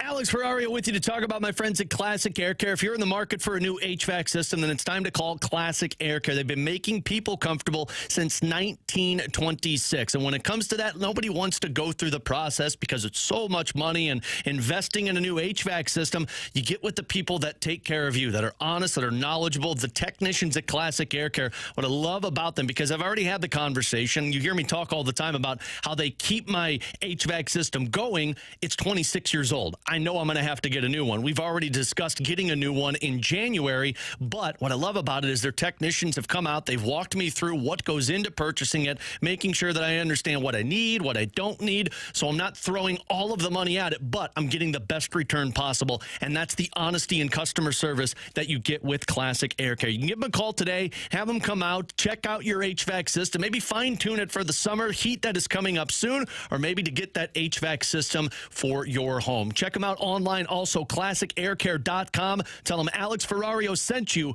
over to Classic Air Care.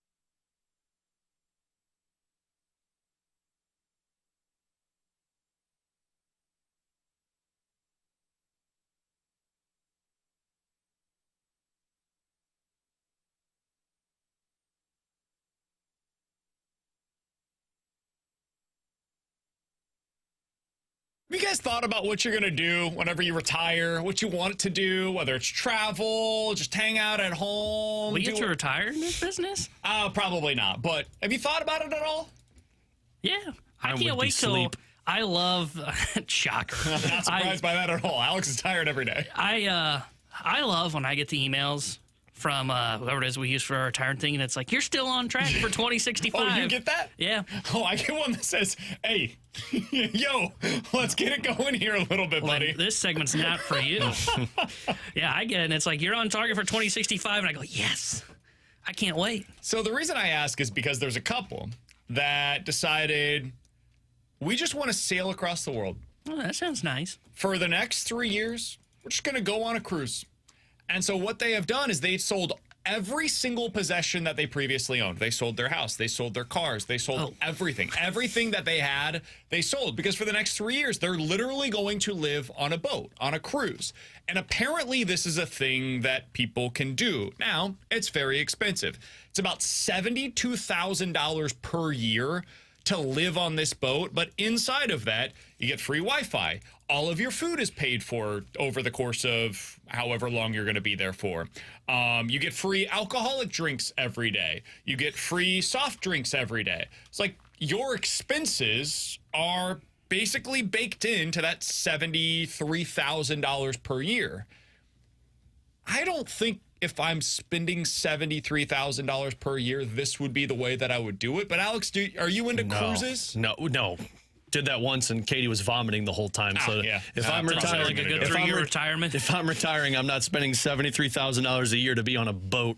I would much rather spend that on a big house or an RV life and do that rather than do a boat. There's no way I would be on the water for the rest of my life. Yeah, I don't know if I could do water for 3 years. Like, maybe a year could I do it? 3 years is a lot. And also this plan, what do you do when you're done? That's what I don't understand. What do you do when a big storm comes? It sounds like they have enough money to be fine. So not my retirement. Yeah, I don't think they're necessarily in our same tax bracket while they were still working. I No, think that checks out. they're doing pretty well for I was themselves. say, if I sold my house, my cruise might be a week. I think I just want to travel. Like, just travel as much as humanly possible. I want to go over to Europe for like 3 weeks out of the year, every year. I want to like go travel in South America. I just want to go a bunch of different places. Now, I'm not going to have the money to actually do any of those things, but that would be my ideal retirement plan. I'd want to Just travel as travel. much Where as would you possible. like locate? Would you stay in St. Louis? Where would you want to locate to? Well, You're wrong question. Ferrario. I think I would stay located. yes, I'm staying local. Katie and I have always said, like, if we ever, when we retire, if we ever came into money, we don't really think we'd change much. It would just be like doing the traveling, like have an RV. Her aunt and uncle, the place we go up to Michigan all the time, when they retired from the police force here in St. Louis, they basically sold everything.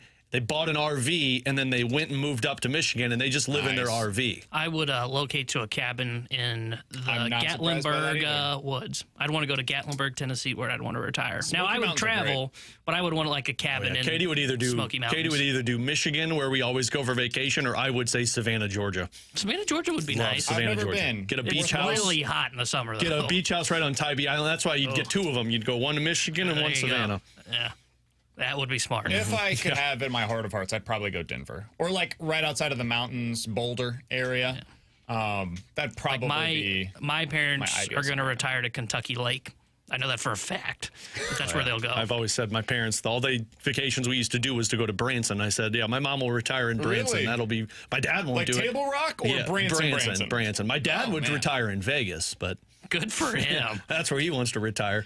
But Apparently then it's a great place to live. In all seriousness, his retirement wouldn't last very long. He's I've heard Alex. Vancouver's beautiful. Maybe that's where I'll go. That's I'll be a on Canadian. BK. That's on my list of places that I want to go. Calgary, Vancouver, Canada. Montreal. I'm going to Mexico City in December. I want to go to Germany. I would really like to go to the Man, if he's going to UK. Mexico City, I know he's in a different tax bracket than me.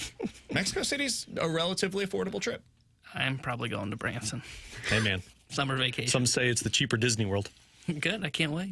Our Airbnb for 6 days was $380 per person. It's not too bad. My vacation hotel might be my car. Someone said, I'm setting up a GoFundMe for BK to go travel. The condition, though, is he can't come back. It's fair. You wouldn't be the only one that feels that way. Alex feels that way half the time. Coming up in about 30 minutes or so, Chris Kerber, voice of the Blues. But coming up next, that was the Nolan Arenado that we've been waiting for. Is it here to stay? Well, we won't find out because he's not playing today. And Alex and T-Bone are both pretty upset about that. We'll talk about it next year on 101 ESPN.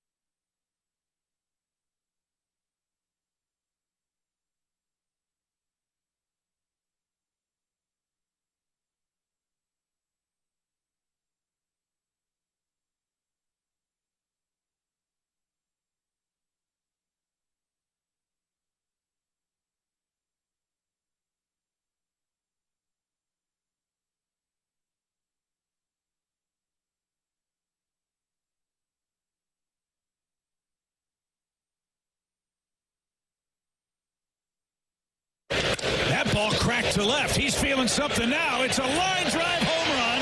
His first of the year against a left-handed pitcher. 2 barrels, a bomb, and now 2 RBIs. And the Cardinals have extended the lead. It's 3-0. That's what it sounded like yesterday for Nolan Arenado, who hit a home run. That is the guy that we have been missing here in St. Louis. That is the player that they need him to be. Yesterday, home run, 108 miles per hour off of the bat. It's a homer in 29 of the 30 parks. He hit another couple of balls really hard, 97 and 95 miles per hour. Alex, if they get the Nolan Arenado of old back this season, suddenly the stuff that we heard earlier today from Jim Bowden about the Cardinals not being a real contender, we can push that off to the side. If they don't, that very well may be their reality sooner rather than later.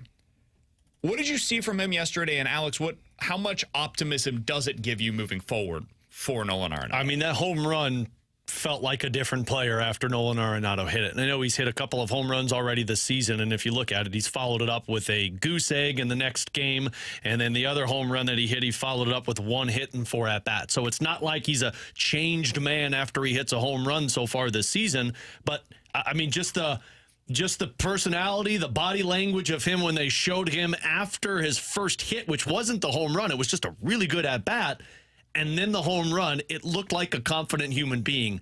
And that is one of the 2 scenarios that really is keeping me more on the line of thinking as Jim Bowden rather than believing in this team. It's Nolan Arenado hitting because you do need him at his best. And then as we talked earlier, it's the front office spending on another pitcher. But if Nolan Arenado starts hitting like this, you're going to start seeing another player come back to the surface level like Paul Goldschmidt. The cream always rises to the top, and you're hoping that that was the jumping off point for Nolan Arenado. Yeah, and the reason I feel like it could be, I don't think even in those games that he homered did I ever leave those saying like, whoa, okay, maybe this is the point. Because I don't think he had, and I'd have to go back and like rewatch his at-bats in those games, but I don't recall being like, whoa, that was multiple good at-bats. That Diamondbacks game, he went 3 for 5 with a home run.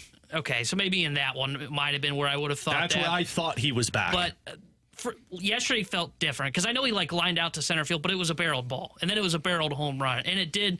You saw kind of the weight of the world come off of his chest. I don't know if I've seen him smile all season outside of that game yesterday, and granted, I kind of understand that to a certain extent. So maybe it won't end up being the game that does be the bouncing off point, but I think it could be because it did look better. The process looked better. The swings looked better, and to Alex's point, like, for this team to become what we talked about earlier, significant sellers, it's all in the hands of Goldie and Arenado. And Goldie looks like he's got it figured out, and maybe that will be the jumping off point for Nolan Arenado. I'm very skeptical. Very skeptical. We've seen this a couple of times. Chicago, he goes 3 for 3 that day with a home run, 3 RBI, 2 walks.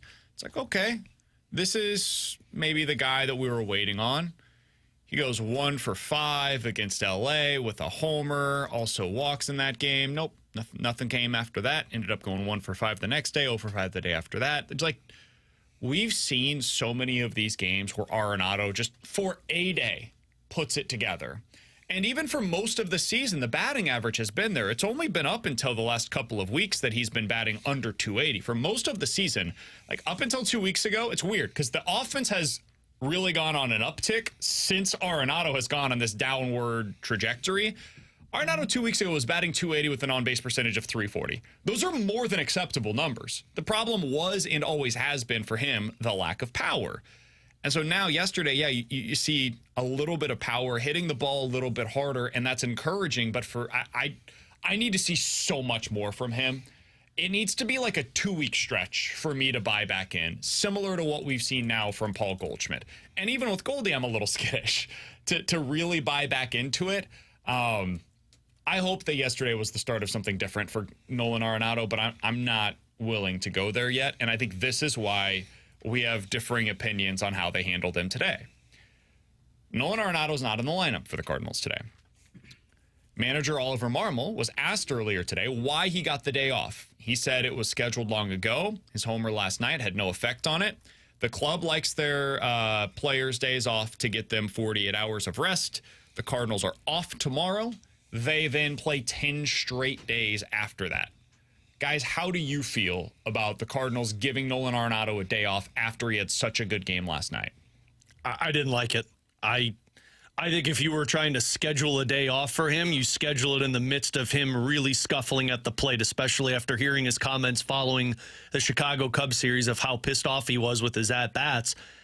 I think when you have a player, and I understand the scheduled starts, we see it in hockey all the time with the goaltenders after a good shutout, and you're like, why are they sitting him? He just had a shutout. It's a scheduled start. But for somebody like this, who is it's so important to get comfort at the plate, and when you get the comfort, you try and build off of it. After you have that performance where you come up with 2 really good at-bats and you break through with that home run and you see the body language of Nolan Arenado, I don't understand not capitalizing on that to see, like, hey, let's see if he can build off of that right now. Again, you went through a stretch where you had 3 hits in 8 games. Schedule it off in between those rather than schedule it after something like that. Yeah, I'm not a fan of him not being in the lineup today. I think when you have what looked like some of his best at-bats of the season, I want him in the lineup to see if you can build momentum. You know what you can't do by having a day off? Build momentum. Now, maybe he does it when they get to Philadelphia, but it feels more likely, in my opinion, that you're able to do that today. Try and do it against a Frankie Montas who's not a great pitcher. See if he can build that momentum. And I understand that they schedule these. Like, this was probably scheduled way back in, like, mid-April for when they were, like, running through this, trying to figure it out. I'd like to see the schedule adjusted. And I don't think Arenado wanted out of the lineup today. I think it was one of those where it was, hey, this is scheduled. We need to get you off your feet. You really haven't taken time off your feet this season. I would like to see you try and push him through this because they need him to get back on track. And I think the best way to get him on track is to get him a ton of at-bats. And that's why I would prefer he was in the lineup coming off of a really good performance last night. 3 for 5 against Chicago on May 4th. 0 for 4 against Chicago the next day. I don't know that Nolan has carried any of his momentum into the next day. And so for me, I've got no problem with it today. I know it's not going to be popular. And if it doesn't work out this weekend, I'm sure many will point to the fact that he got a day off today. I can't do that, man. He's been bad all season long. So to me, it will just be a continuation of what we've seen for the entirety of the season. I get why people are frustrated today. I really do. I see the other side of this. I understand why you guys are saying, like, hey, he was good yesterday. Why not just play him? You're getting the off day tomorrow anyways. What if he doesn't play well today? Maybe you give him the day off on Friday. I could see it. I understand the calls for that. I just personally, like, if you're committed to this version of your schedule and you think it's going to benefit Arenado to have the next couple of days, and hey, keep those good feelings in the back of your mind as we get ready to go to Philadelphia, where we're really going to need you in this series against what I think is the best team in Major League Baseball to give us a chance to win this weekend. I would have handled it this exact same way, personally.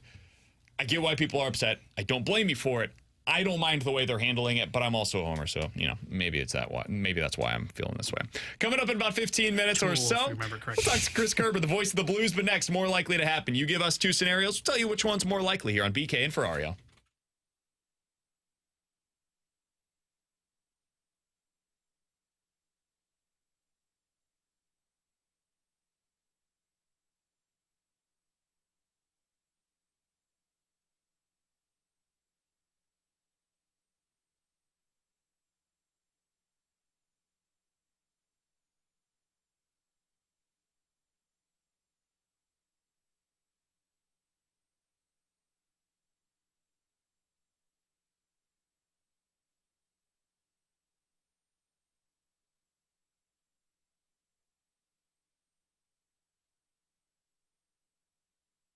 Hey, it's BK, and it's time to unlock your inner champion today. And the place to do so is Victory Men's Health. They have 4 great locations across the St. Louis area. And if you've never been and you're thinking to yourself, man, I woke up today, I didn't have the same energy as I previously did. I didn't feel the same way. I run around with my kiddos, and I don't have the same ability to do that as I did 2, 3, 4, 5 years ago. Well, maybe due to low testosterone. It's something that many men across America deal with. And if it's left untreated, you're not going to be able to be the best version of yourself, for your family. And so they can help you out with that over at Victory Men's Health. But it might not be low testosterone. And some of these other places, they'll exclusively treat you for that. Not at Victory Men's Health. They'll take, whenever you go in for the first time, a lab truck hit that will find out exactly what your micronutrient levels are. And if it's something else, they might be able to help you with that as well. So check them out. 4 great locations across the St. Louis area. It's Victory Men's Health and victorymenshealth.com.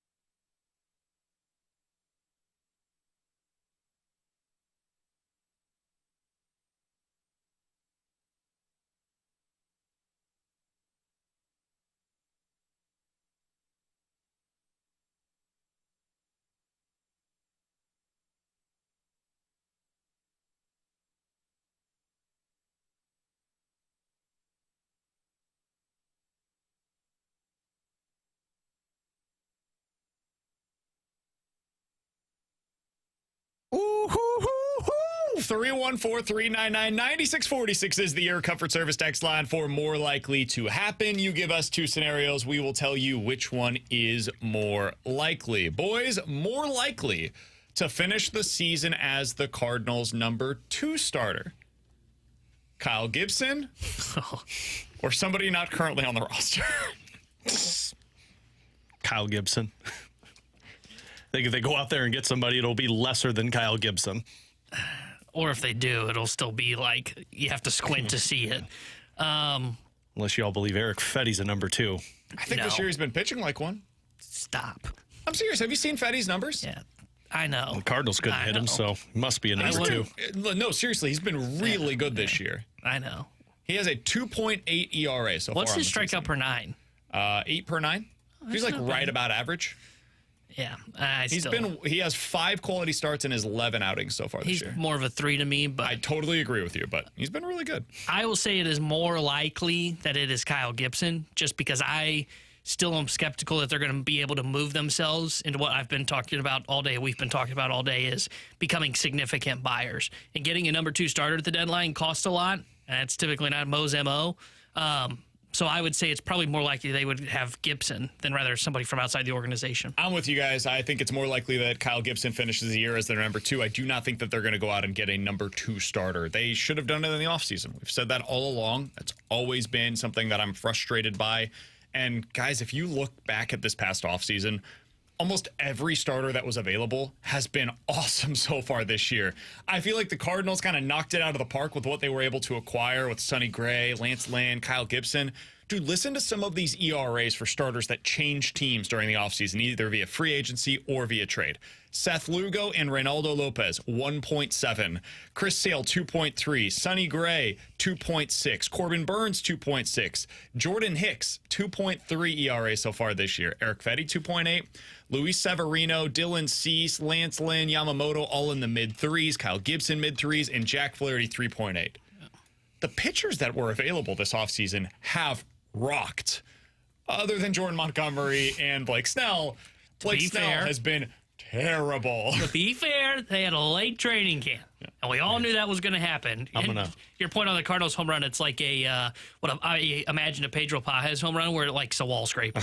Like it gets the first row, and that's it. I'm going to hold out hope that Luis Severino's a Cardinal by the trade deadline. He's been really good so far, too. Would you consider him to be better than Kyle Gibson? If he's healthy. Yeah, if he's healthy, I would. I think he can be he wouldn't be like the best. I'm trying to think the best way to say this. Of the 10 teams that make, was that right? 10 teams? 12 teams? 12 teams that make the playoffs? He would not be the best number 2, but he could fall into being a number 2, if that makes sense. I think he could be what you were hoping Miles Michaelis was going to be. Yeah. He could be one of the 20 best starters that's in the playoffs. Yeah. To where like you look at it and go, man, you're probably never favored in it, but you can see how you win that game. Sure. Alex? More likely to happen, guys. Jordan Walker in his career wins a regular season MVP, or in his career, Masyn Winn wins a World Series MVP. Masyn Winn. I'd go Masyn Winn as well, because we've seen guys of lesser status win World Series MVPs. Absolutely. Like think of David Eckstein, think of David Freese. Those guys were never MVP candidates, but they can win a World Series MVP. It's actually why I think David Eckstein should be a Cardinals Hall of Famer. It's because he has won a World Series MVP, and only a select few players that have played in Major League Baseball can say that. Let me read you some of the players that have won the World Series MVP in recent seasons, because that's one of them. Okay, so Corey Seager. Jeremy Pena, Jorge Soler, Steve Pearce, Ben Zobrist, Pablo Sandoval, David Freese, Mike Lowell, David Eckstein, Jermaine Dye, Mike Lowell, Josh Beckett, Troy Gloss. That's going back to 2002. Was that Mike Lowell one with the Red Sox, or was it the Marlins? It was the Red Sox. Yeah, I'm going to go ahead and say that it's much more likely that Masyn Winn ends up winning a World Series MVP. Now, that being said, it would require them to win a World Series, and that feels very far away right now, but I think that's more likely. Jordan Walker. Maybe that was the part I didn't Becoming a National League MVP is going to take a lot of work for him. A lot of work. And being at the majors would help. Yeah, true. Yeah. Guys, I had one originally, but I'm going to change it just because of what's going on in the Cardinals game. Sure. So more likely to happen, Andre Palante takes this number 5 spot in the rotation and runs with it, or the Cardinals will be searching for someone here in the next 2 weeks? I still think searching for it, but what he's done so far today has been really impressive. Now, this is happening against a lineup that's really been scuffling lately, so keep that in mind. But I credit where it's due. Andre Palante is through 3 innings, has not yet allowed a hit, and has not allowed a run. So that's a hell of a lot more than we've been asking for from their number 5 starter lately. 35 pitches and has settled down his walk problem. In the first inning, he walked 2, has not walked anybody since.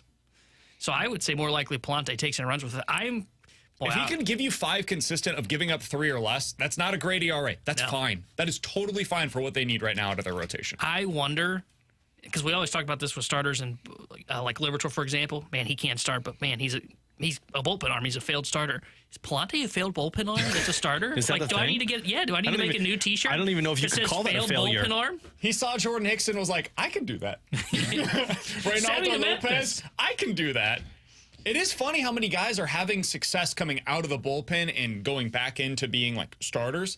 I mean, think about Steven Matz last year. He had to go to the bullpen to figure himself out and then got back into the rotation to become a starter again. But it is kind of interesting to me how many of those guys are now having success out of the rotation. I always felt like they were going to give him the leash because they weren't going to go make a move. But if you do this, it's going to give him at least another 3 to 5 starts. And I mean, you look at it, he's going to get the Astros, the Rockies, the Cubs, and then the San Francisco Giants. So he'll be fine in those. 3 of those 5, I think he'll, I mean, that Giants lineup sucks. I feel good about that one. Can I give you what my other one was real quick? Yeah. More likely to hit cleanup for the Cardinals in, I'm going to say September because I don't know if they'll be a playoff team. Nolan Arenado or Alec Burleson? I think when Nolan Arenado.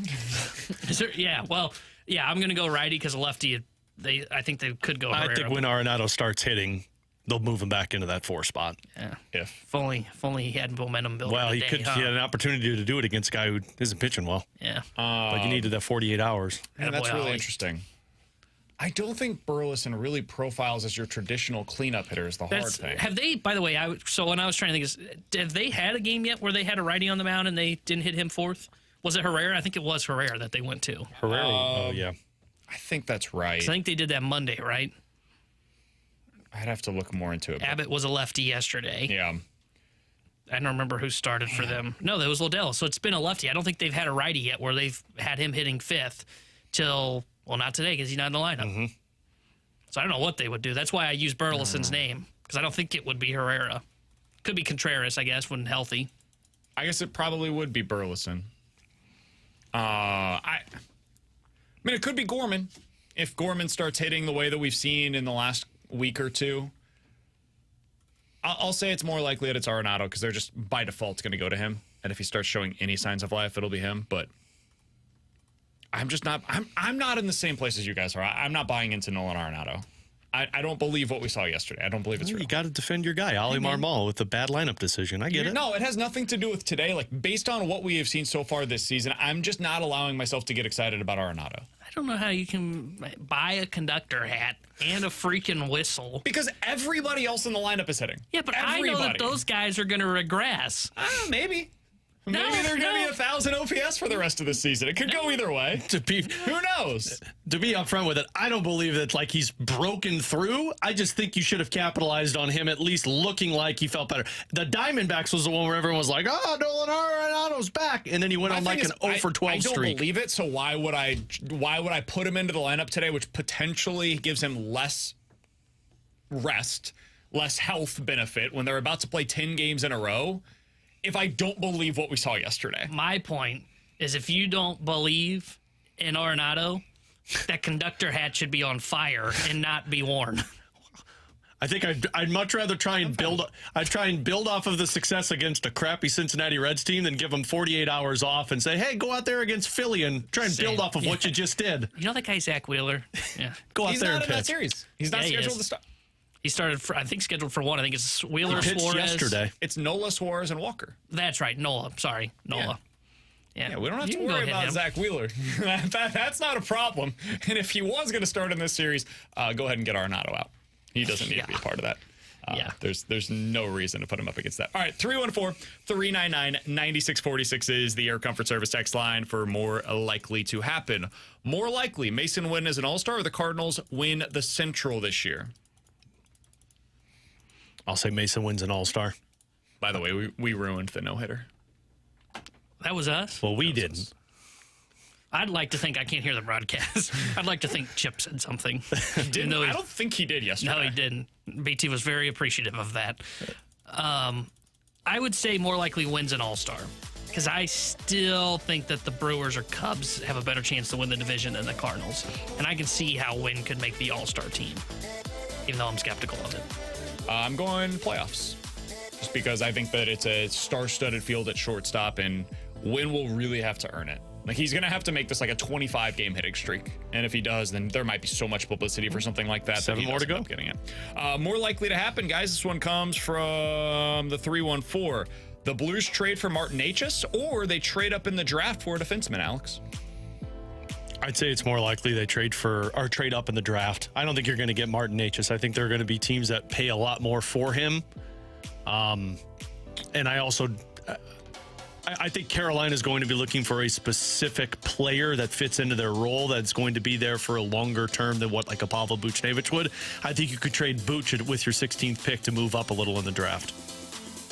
Yeah, it's interesting because, like, I think they probably should be looking to move up in the draft, but I would actually say more likely it's Martin Necas, and it's not so much based on, like, what you'd have to give up to go get him. It's more of just the fact that you don't see trades that much, it feels like, at draft night anymore. I was about to ask that. Alex, how often has a top, and this would be hard to know offhand, but can you remember a recent time when a top 5 draft pick was traded?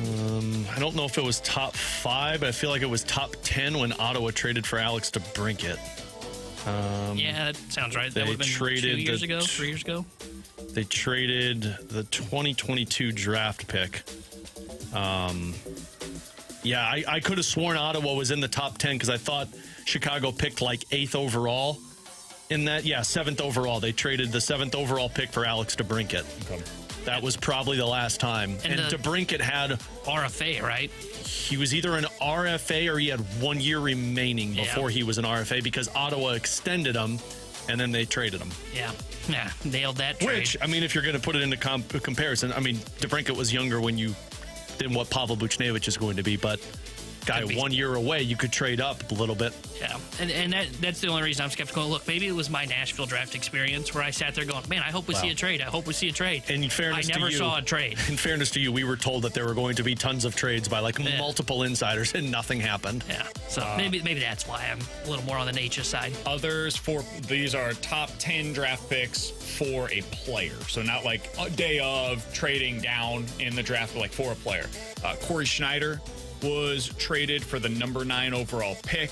Jordan Stahl back in 2012 was traded for the 8th overall pick. Jeff Carter was traded for the 8th overall pick. And that's all of them in the last 20 years. Wow. So it's very rare to move up in a significant way for a player. You got to have a pretty elite player going the other way for you to move up. Absolutely. But if you tie it in with a top 15 essentially pick, maybe that sways things a little bit. He's Alex Ferrario. That's Tanner Hendrickson. I'm Brandon Kiley. By the way, I would say it's more likely they trade for Necas based upon that. I think it's going to be really hard to be able to get one of those top 10 picks. It sounds like this is not a great draft, so maybe this is the kind of year when a team would be more willing to move one of those. And top I 10 think picks. there's at least 3 teams that in the top 10 that if you were to ask them up front, they don't want to be in the top 10. They'd rather have an NHL player, and that's where I think you have an opportunity to pounce. Chris Kerber, voice of the Blues, joins us next here on 101 ESPN.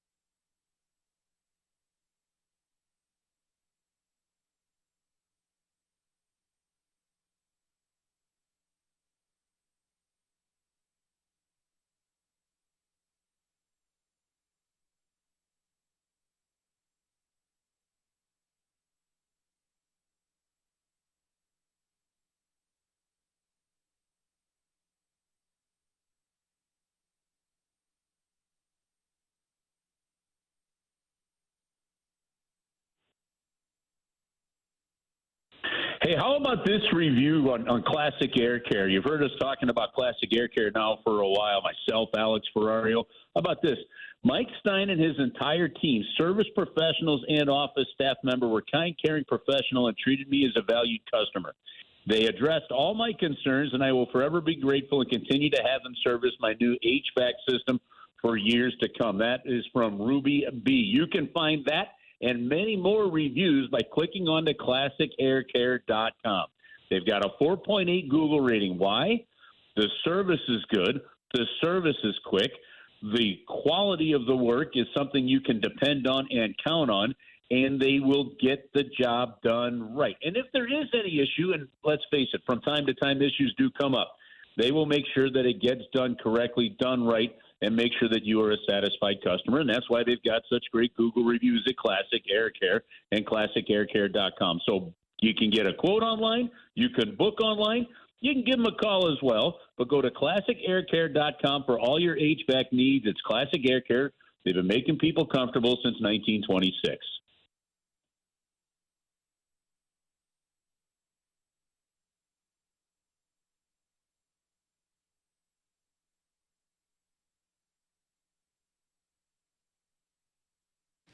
Terry Hendrickson here with a SportsCenter update brought to you by Saliga Heating and Cooling. Cardinals currently taking on the Cincinnati Reds in the rubber match of their three-game set, and they lead 3-0 in the top of the fifth inning. Frankie Montas is on the mound for Cincinnati, and Andre Palante has gone through 4 innings without allowing an earned run so far in his start. This SportsCenter update was brought to you by Saliga Heating and Cooling, independent standard heating and air conditioning dealer.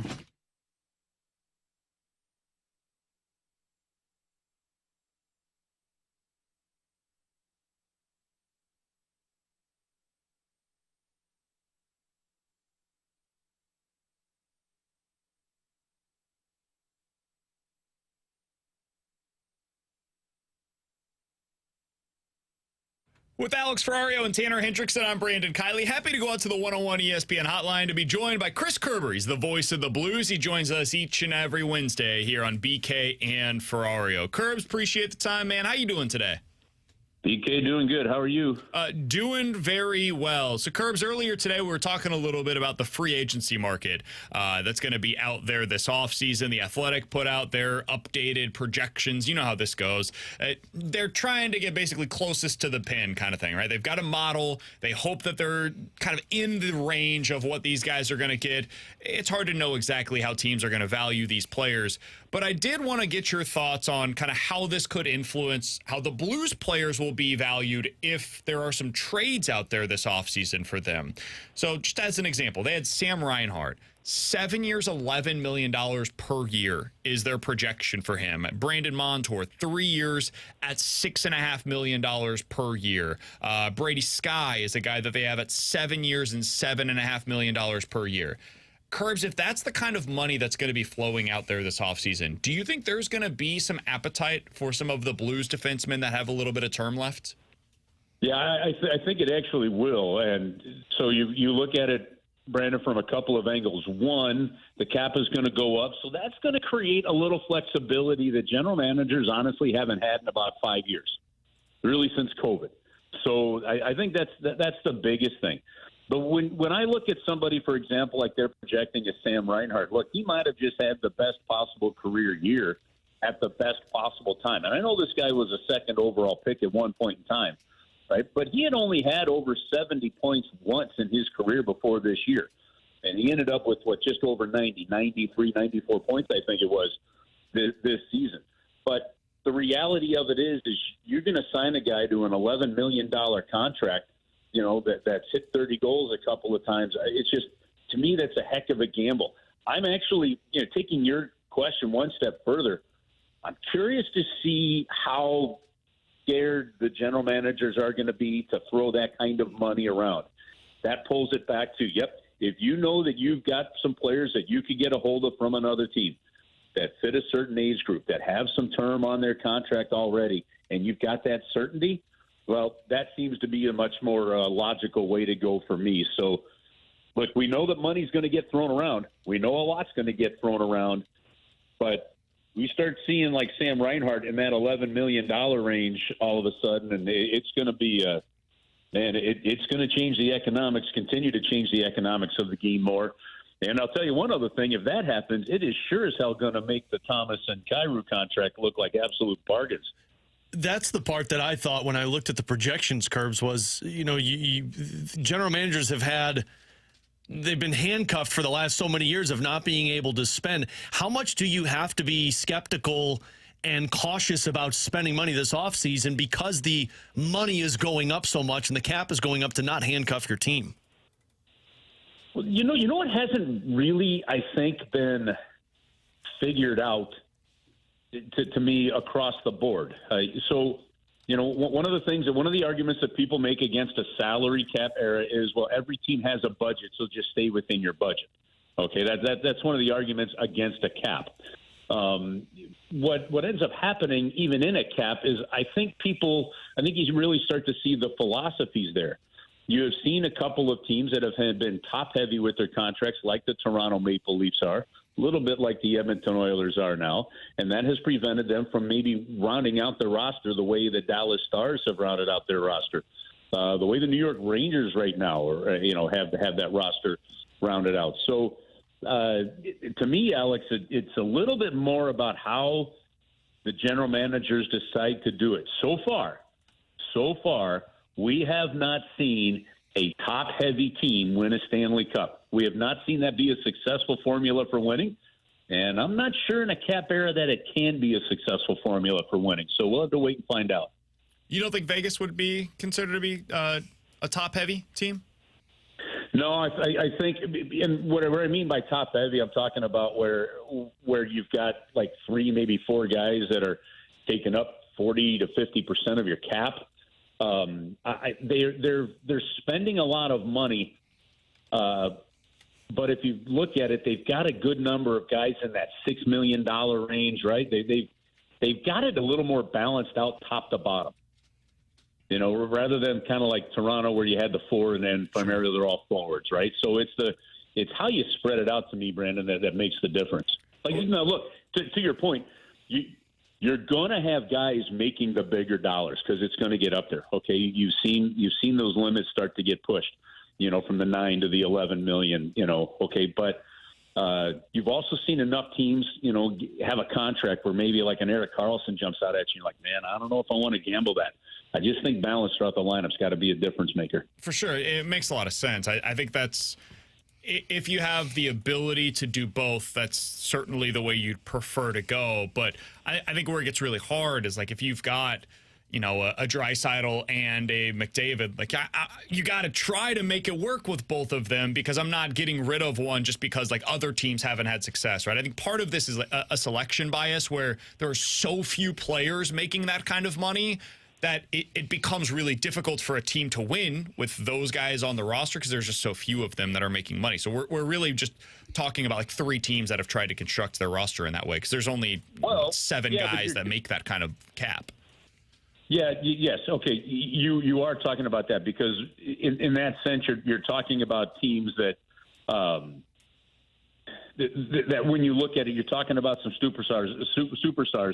The Toronto Maple Leafs have guys like Austin Matthews, who's got 3 or 4 more years left on his deal at an average value just over 13. Right. But William Nylander and John Tavares, and I know John Tavares only has 1 more year left, but he was around 11.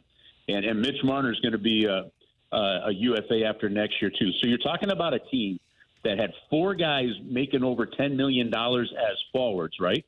There wasn't any other forward on their roster, at least going into next season, that right now is under contract for over 3. And there's only 1 defenseman, and that was Riley Morgan. That was over 7. So that's kind of that unbalance. Like we're in comparison, the Vegas Golden Knights, even despite the fact that they were paying Jack Eichel, $10 million, right? You still had $8 million for Pietrangelo, the big extension that they gave to Noah Hannafin. In that situation, they had signed Aiden Hill to about $5 million a year, and then Hurdles at he's just under 7. That's a steal there. William Karlsson around 6. Those are the kind of numbers that balance it out. And without the cap going up, and in the past few years, it was just hard for teams to be that heavy to find the quality they want. Don't forget, go back the 5 seasons now to when the Blues won the Cup. Alexander Steen, as effective as he was on the fourth line with a $5 million contract. Your third-line center was a $5 million player in Tyler Bozak. Well, you project that with a little inflation, and it's not going to be hard to see that the quality that you need in a player and maybe a $6 million player on your third and fourth line is how you get the job done. Right. I guess what I'm saying is, like, I think there's only a couple of examples of teams that have built the way you're talking about. And so, like, really what we're having is a conversation about Toronto as opposed to, like, big picture-wise. I think you can win the way that you're describing, Curbs, but, like, it has to be Florida, where their players that are making that amount of money are all coming up big in the playoffs. And for Toronto, like, their big guys failed. And if your big guys are going to be making that kind of money and they fail in the postseason, it's just not going to work out that way. But I think there's just so few teams that have tried to construct that route because there are so few players that are good enough to be paid. But Brandon, the thing of it is when we're starting to talk about a guy like a Sam Wright, let's go back to the original point. The potential UFAs that are out there and what the cost could be. Sure. The cost of those UFAs are starting to rise, right? So if a guy like Sam Reinhart, who hit 90 points this season for the first time in his career, right, and has had 3 straight 30-goal seasons, if that market is going to start to get set at $11 million for him, okay, you're talking about a guy that was getting Tavares money, right? You're going to see more. So I just don't see teams going to where they can have 3 or 4 of those guys because so far the recipe for success has been what you're saying, the majority of those other teams. So to me, it's where will teams draw their own lines and saying we don't want more than either one player or another player making this kind of money in order for us to be able to balance our roster. And that's what's going to get determined now with the cap finally going up and how general managers manage this kind of free agent crop that's out there. So, Kurz, with that being said, I was listening to the guys on TNT talk about this in the intermission the other night about Dallas and how well constructed they are in terms of the contract situation. They were talking about paying 24-year-old Jason Robertson his bridge deal, and when he's due the next raise, when he's an RFA, that's when Jamie Benn and Tyler Seguin's money comes off the books. And you're talking about drafting and developing guys that are 18th overall picks, 25th overall picks. We talk so much about how the Blues retool trying to be like the LA Kings and turning it around. Are we overlooking how well Dallas has done in terms of competing with the last 8 years they've drafted once in the top 10? I think Jim Nill has proven over the years to be one of the most savvy general managers in the National Hockey League with how he's done it. If I'm not mistaken, I believe that one of the very first deals he made when he took over was the trade for Tyler Seguin of the Dallas Stars, or he came in right after that, but it was right around that time. He made a heck of a move, in deciding not to re-sign Klingberg, who then for the next few years couldn't get more than 1-year contracts, right? This was somebody you thought was going to be a 7-year type term defenseman there. So the one thing the Dallas Stars have done is a 39th overall pick in Jason Robertson. What they've been able to do to get the kind of production that they've been able to get from Wyatt Johnston. They sunk their teeth into Miro Heiskanen, but in the process, and they've got 1 more year left for him, but Esa Lindell has been, just a backstop of a defenseman for them. They fill it in with somebody like Ryan Suter. Like, he's done a really good job managing his way through that and keeping that competitiveness there. It's a fine line to walk, but the reason the Stars have been able to do it, to the last point you made about not having a top 10 pick, is they've been able to get production from their players in the middle of the first round, second round, and third round. And frankly, that's the exact same thing that the Blues did for quite a while to be able to stay successful as long as they were. Curbs, we'll get you out of here on this. You back in on the Cardinals yet? Are you buying in? Man, are we at Flag Day yet? I don't think we're at Flag Day. Not yet. And so, Mike, I'm sticking with my guy, Mike Claiborne, and waiting till Flag Day. So I like what we're seeing. I love the roller coaster ride they're taking people on. But I'm going to reserve myself until Flag Day. Don't do that. 2 weeks away, Curbs. No. How many weeks away? 2 weeks away from Friday, Flag Day. I got 2 weeks? I got 2 weeks, man. No, you got to make a determination before then, Curbs. That's when we know what the Cardinals are. But you're a fan. You like what you're a St. Louisan through and through. Are you a believer in this Cardinals team? No, not yet. There we go. That's fair. That's fair. See, that's Curbs. You and I are on the same wavelength. However, However, I am a believer in a process, and I like what we're seeing. There we go. See, we're all on the same And page. come Flag Day, we'll jump on that train, Curbs, if they're still good. But if they're not, then we reserved our reservations and then for we it. jump right back off and pretend like we never jumped on it if they go back down into the crapper. Hey, Curbs, appreciate the time, man. We'll talk with you again next week. All right, guys. Have an awesome week. Cheers. See you, Got Curbs. it. That's Chris Kerber, voice of the Blues, joining us here on 101 ESPN. Coming up next, we'll hit the BK and Ferrario Rewind here on 101 ESPN.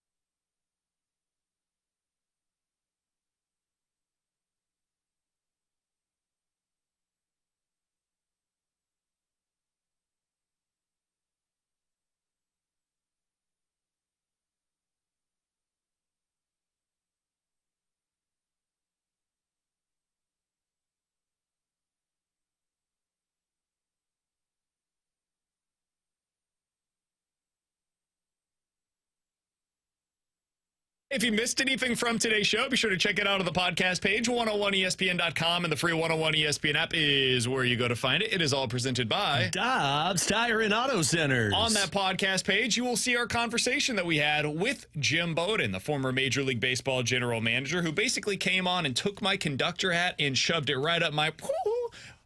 It was not a great interview in terms of having a whole lot of sunshine and lollipops.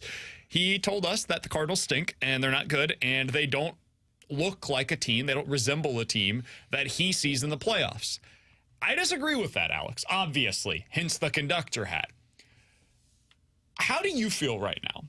We got another day here. We're in the middle of the 6th inning. Palante is, knock on wood and say your prayer to whoever you pray to, like pitching really well right now. How are you feeling about the Cardinals, given what we heard from Jim Bowden earlier today, what I've been saying about why you should love this team, and how you've just been feeling as you're watching? I mean, I'm definitely not on your wavelength, obviously, conductor, or I'm in between you and Jim Bowden. I'm not to the level of this team's awful and I would plan on selling at the trade deadline, because I do think they're going to be in the race to make the playoffs because, frankly, the National League just stinks beyond those top teams. I understand what Bowden's saying, though, because when you look at the best teams, Philadelphia, you're nowhere near them. You'll get a good taste of that when you take them on this next series. The Dodgers, and even the Milwaukee Brewers. I know it feels like you could compete with the Milwaukee Brewers, but they've wiped the floor with you every time you've played. So I look at this team as a team that could back their way into a playoffs. Is that success? I think that's going to be up to a lot of people's decisions, but they're playing and doing everything that I've asked to see them do, and they've done it for 5 straight series now. So I can't sit here and keep calling them a bad team and they're not going to make the playoffs.